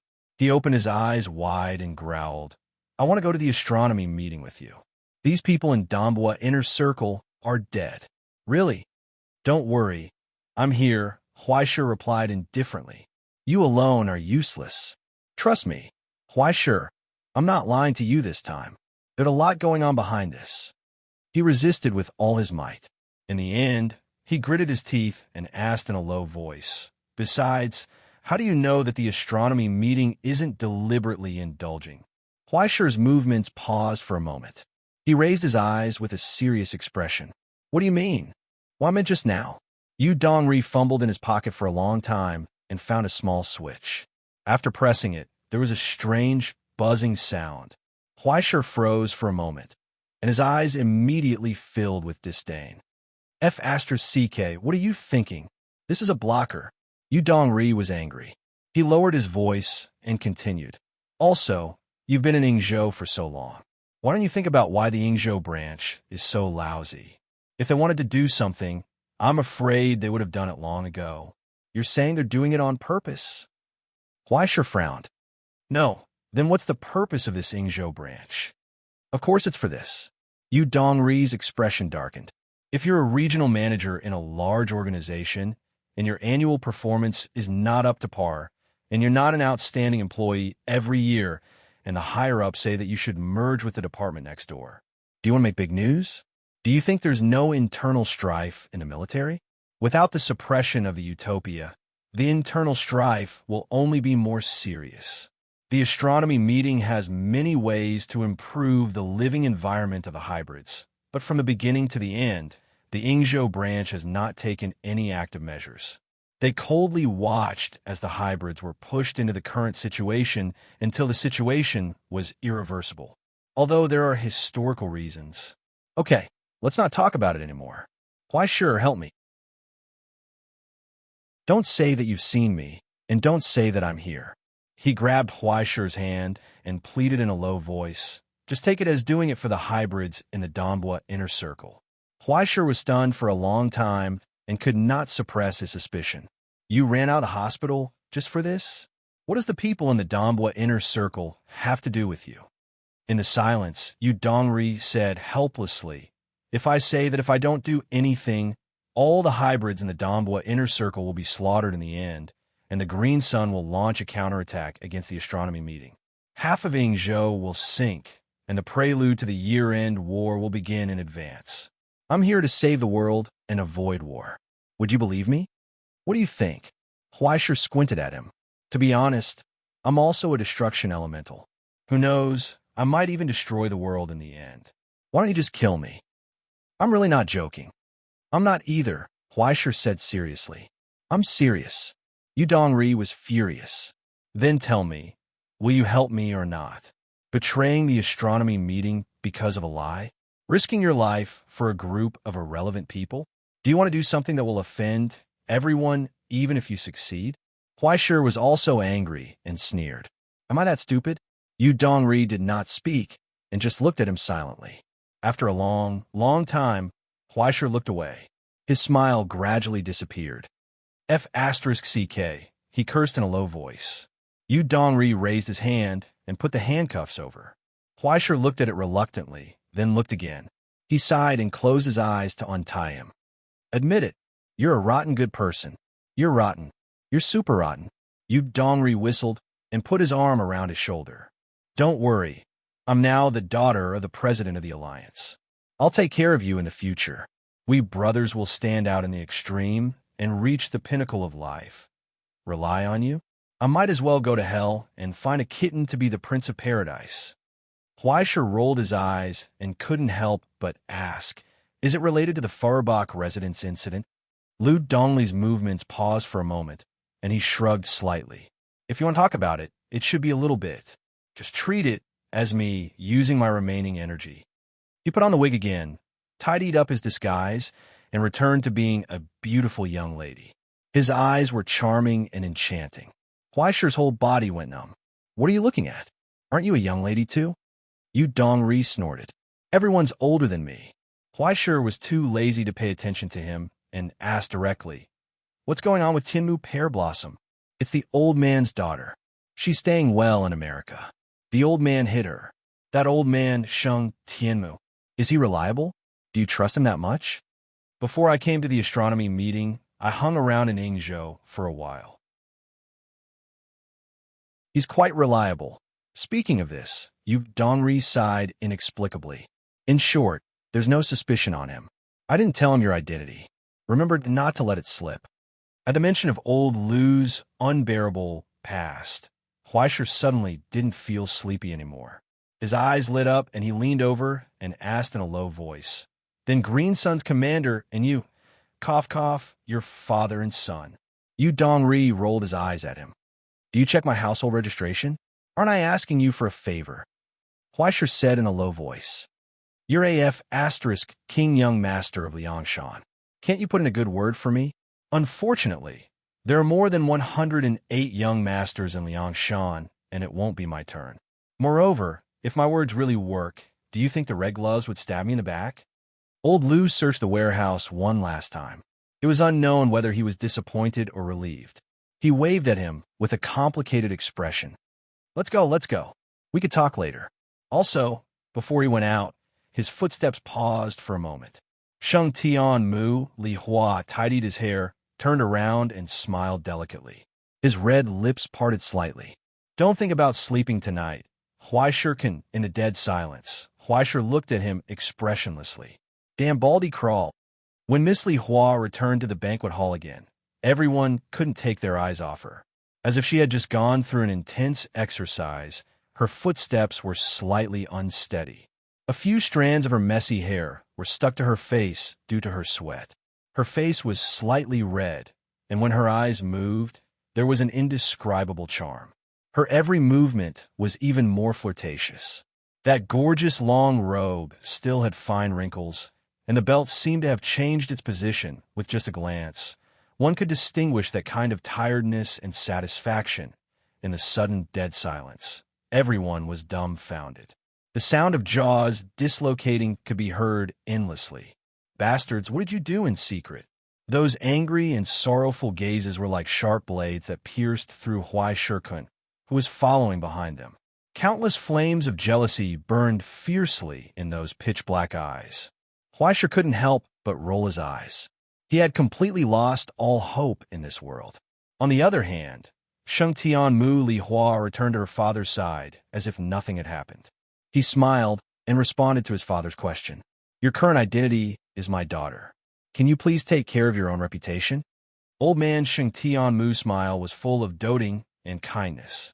He secretly glared at this person in a blind spot that others couldn't see. He asked in a low voice, have you investigated everything? It's not the Huangchuan family, Li Hua answered. It's not. Sheng Tianmu was stunned for a long time. He couldn't hide his astonishment. After a long time, he sighed in a low voice. If that's the case, there's no other possibility of the divine city's future. After muttering to himself for a moment, he asked in a low voice, are you sure? Since we're already here, why not give it a try? Li Hua answered with a smile. Tom is on our side anyway. Sheng Tianmu thought for a moment and nodded. All right, he said. Then let's give it a try. Just as the warm conversation between father and daughter ended, Li Hua stood up and left. Sheng Tianmu's smile gradually disappeared. When he looked at the core members of the alliance in the hall, his eyes became cold. The originally low noise quickly calmed down. The wild beasts felt something unusual. They smelled some kind of dangerous aura. In the dead silence, everyone lowered their heads, waiting for the president's reprimand, until the old man's voice came from the very front. As the leader elected by the alliance, I naturally can't do nothing. I must do something to repay everyone's support. So I think we should do this. Sheng Tianmu thought for a moment and said seriously, since we've finished eating and drinking, let's strike while the iron is hot and do some after-meal exercise. Pausing for a moment, the newly minted leader of the alliance gave his first order. Gather all men, bring all weapons, and make all preparations. Tonight, we will attack the Iron King Party's headquarters.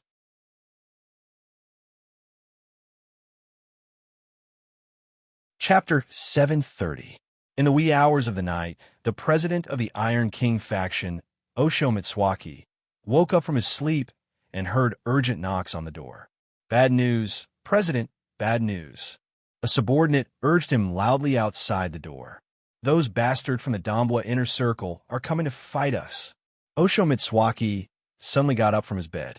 At first, he was stunned, and then stunned again.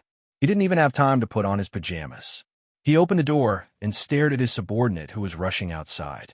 Are you sure? Between the mottled white hair, a pair of gloomy eyes shone coldly. The subordinate nodded. 15 minutes ago, news came from the Hybrid Alliance. Simu has become the president and is determined to start a war with us. He wants us to pay with blood. TSK. Start a war? Relying on a bunch of bastards?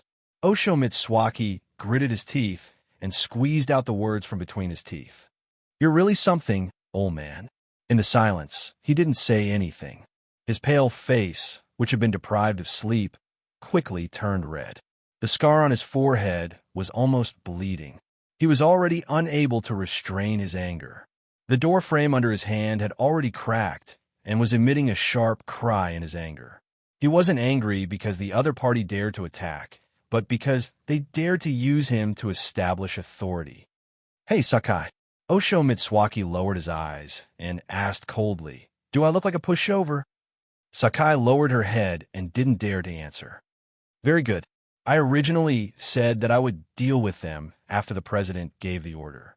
Since they dared to come to us, I don't mind sending them on their way.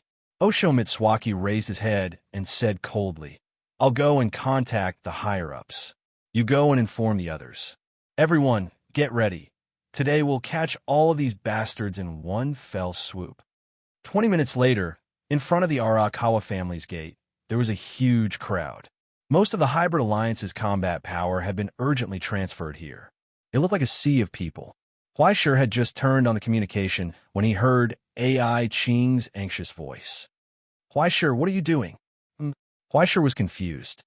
10 minutes ago, the Hybrid Alliance showed abnormal movements and declared war on the Iron King faction. Right now, the Metropolitan Police Department, the government of the capital, and even the looming mansion have been alerted. To be honest, I don't know what's going on either. He slapped his forehead and couldn't help but sigh. That old man originally looked quite normal, but as soon as he was promoted, he shouted for everyone to fight. If you ask me, isn't it normal for the underworld to be popular? There's no need to be so nervous, right? What do you think? AI Qing turned around and looked at the phone vibrating crazily on the table. She looked at the number and hung up in annoyance. Before the order is issued, Jingdu will definitely not allow such large-scale bloodshed. Now that the hybrid gangs are so radical, the situation will only worsen. Is it possible that we can't beat him? What do you think? AI Qing sneered. The Iron King clique has always been a black glove used by some ministers to do the dirty work. Otherwise, how could it have stood for so many years? I've just received news that the land self-defense forces outside Kyoto are showing signs of abnormal movements. Wait, didn't the old man just give the order? Huaishir was dumbfounded. How come the whole world seems to know about it? If the astronomy club knew about it, it could be said that they were omnipotent.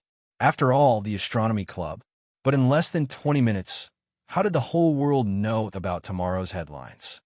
Do you think the hybrid alliance is an impenetrable place? AI Ching said coldly, don't overestimate the integrity of the extreme Tao. There are a lot of people who work part-time in it.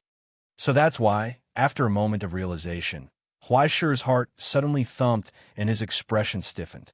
Then, he heard AI Ching's cold voice. Speaking of which, there were no accidents during the alliance election, right? Ahem, no, I was there. You know, everything was normal. Huaishi answered dryly. Is that so? Yes, that's right. Huaishi couldn't help but crazily nod his head to increase his credibility. Amidst the silence, AI Ching lowered her gaze and looked at the news report that popped up on her phone. Her voice was calm. Apart from the fact that you spent half an hour in the same room with the daughter of the Heavenly Mu family, are you hiding anything else from me? This. Huaishi's eyes widened, and he almost jumped up in fright. I didn't do anything. AI Ching, you have to believe me. Is that so? AI Ching's tone became calmer. It doesn't look like you didn't do anything. If I say that not only did I not do anything, but I also almost beat her up, would you believe me?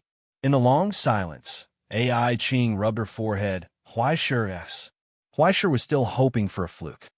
I can understand that you are in puberty and have some inhumane curiosity and needs towards women. But please don't lie to me, okay? AI Ching comforted him gently. After all, it's not rare for you to make up news. There's no need to be embarrassed, really. Why is there so much prejudice and discrimination against me in this world? Huaishi was so angry that he trembled and almost shed tears. Then he felt something tighten around his arm. Beside him, Miss Li Hua raised her head and smiled shyly at him. Suddenly, she leaned on him. She stretched out her slender arm and held his arm, just like a little bird. God knows how many envious and jealous gazes she received.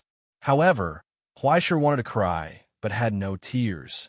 He closed his eyes in despair. Damn, Baldy, get out of here. In order to prevent a small red light spot from appearing on his chest, he wanted to continue explaining. However, AI Ching didn't say anything in the channel anymore. He could vaguely hear some noises from the other side. It seemed like the hybrid alliance's sudden action had caused a huge commotion. They didn't have time to talk to him about what happened in the small room. Miss Li Hua, who was leaning on him, raised her finger and started to draw on his palm. Huaishi was so angry that he slapped her finger away. However, Miss Li Hua sighed. Her finger continued to write on Huaishi's back.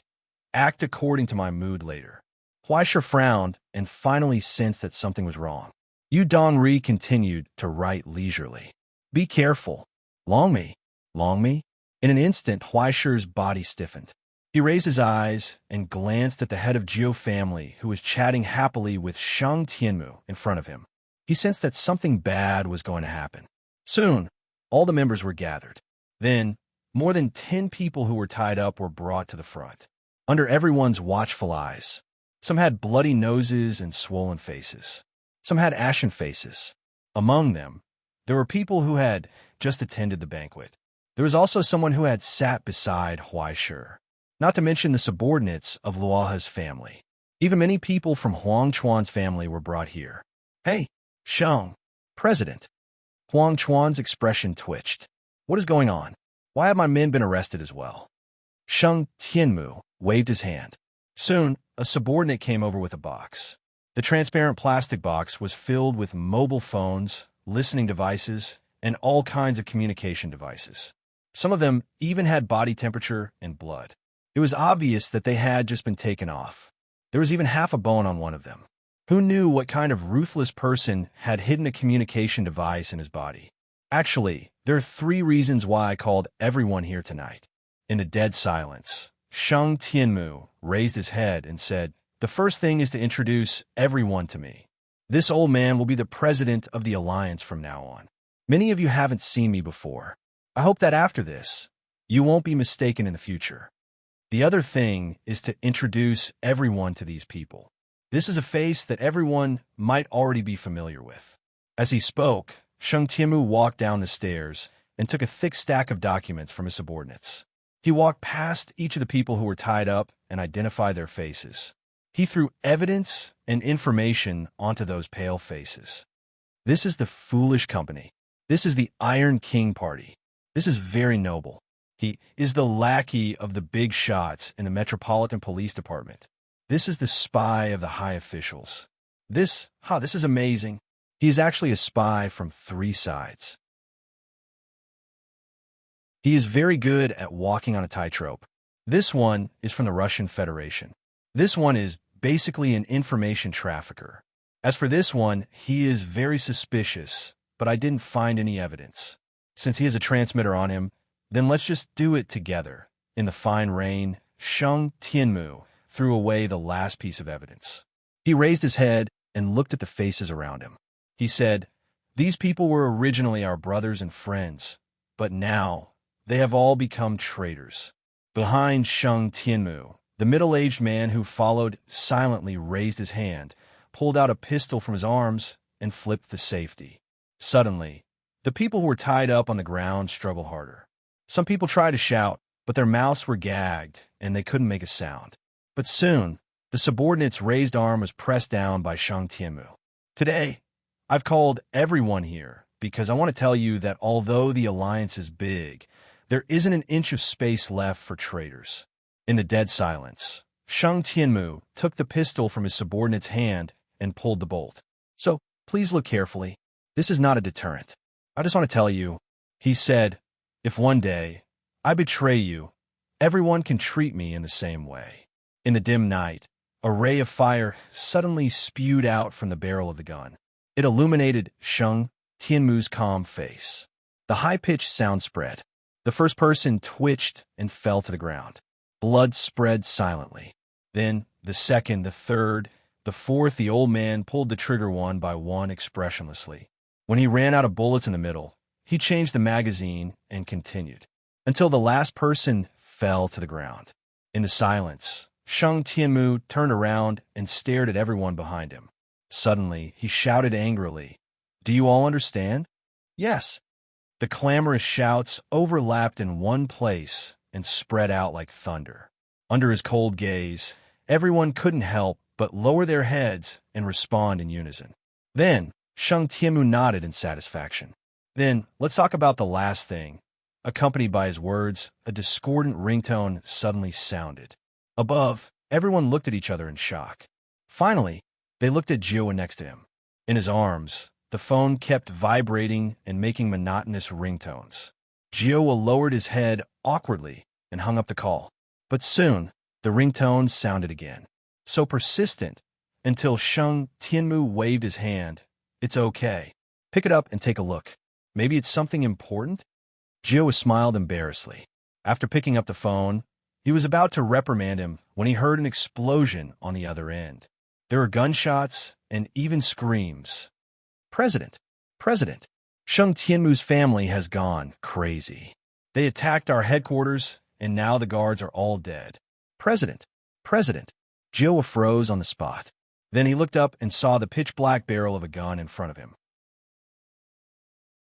It emitted a scorching heat and the smell of gunpowder. Amidst the chaos, Sheng Tianmu asked, "Did you hear me clearly, Jio?" Jio's expression changed and gradually became distorted. "What are you doing?" "Sheng Tianmu, did I offend you in any way? Why did you attack me? Didn't you say you were going to—" "Idiot, don't you understand?" Sheng Tianmu shook his head coldly. "That was a lie to you when I transferred your guards away." "Hey, Sheng Tianmu, what are you doing?" "Wait, it's not just that." The others widened their eyes and wanted to stop him. Huaishi's jaw was about to drop to the ground. This series of changes was too much for the eyes to take in. Each melon was bigger than the last. There was no way they could eat it all. What is this old man trying to do? Although there are occasional conflicts between the 5 of us, it shouldn't have reached this level. Unfortunately, under the shocked gazes of the others, Sheng Tianmu asked indifferently, "I will only ask you once. Jio, where is the future lunatic of God City?" You're tuning in to the Warrior Lore YouTube channel. Don't forget to subscribe and join us on this journey to catch the most captivating stories.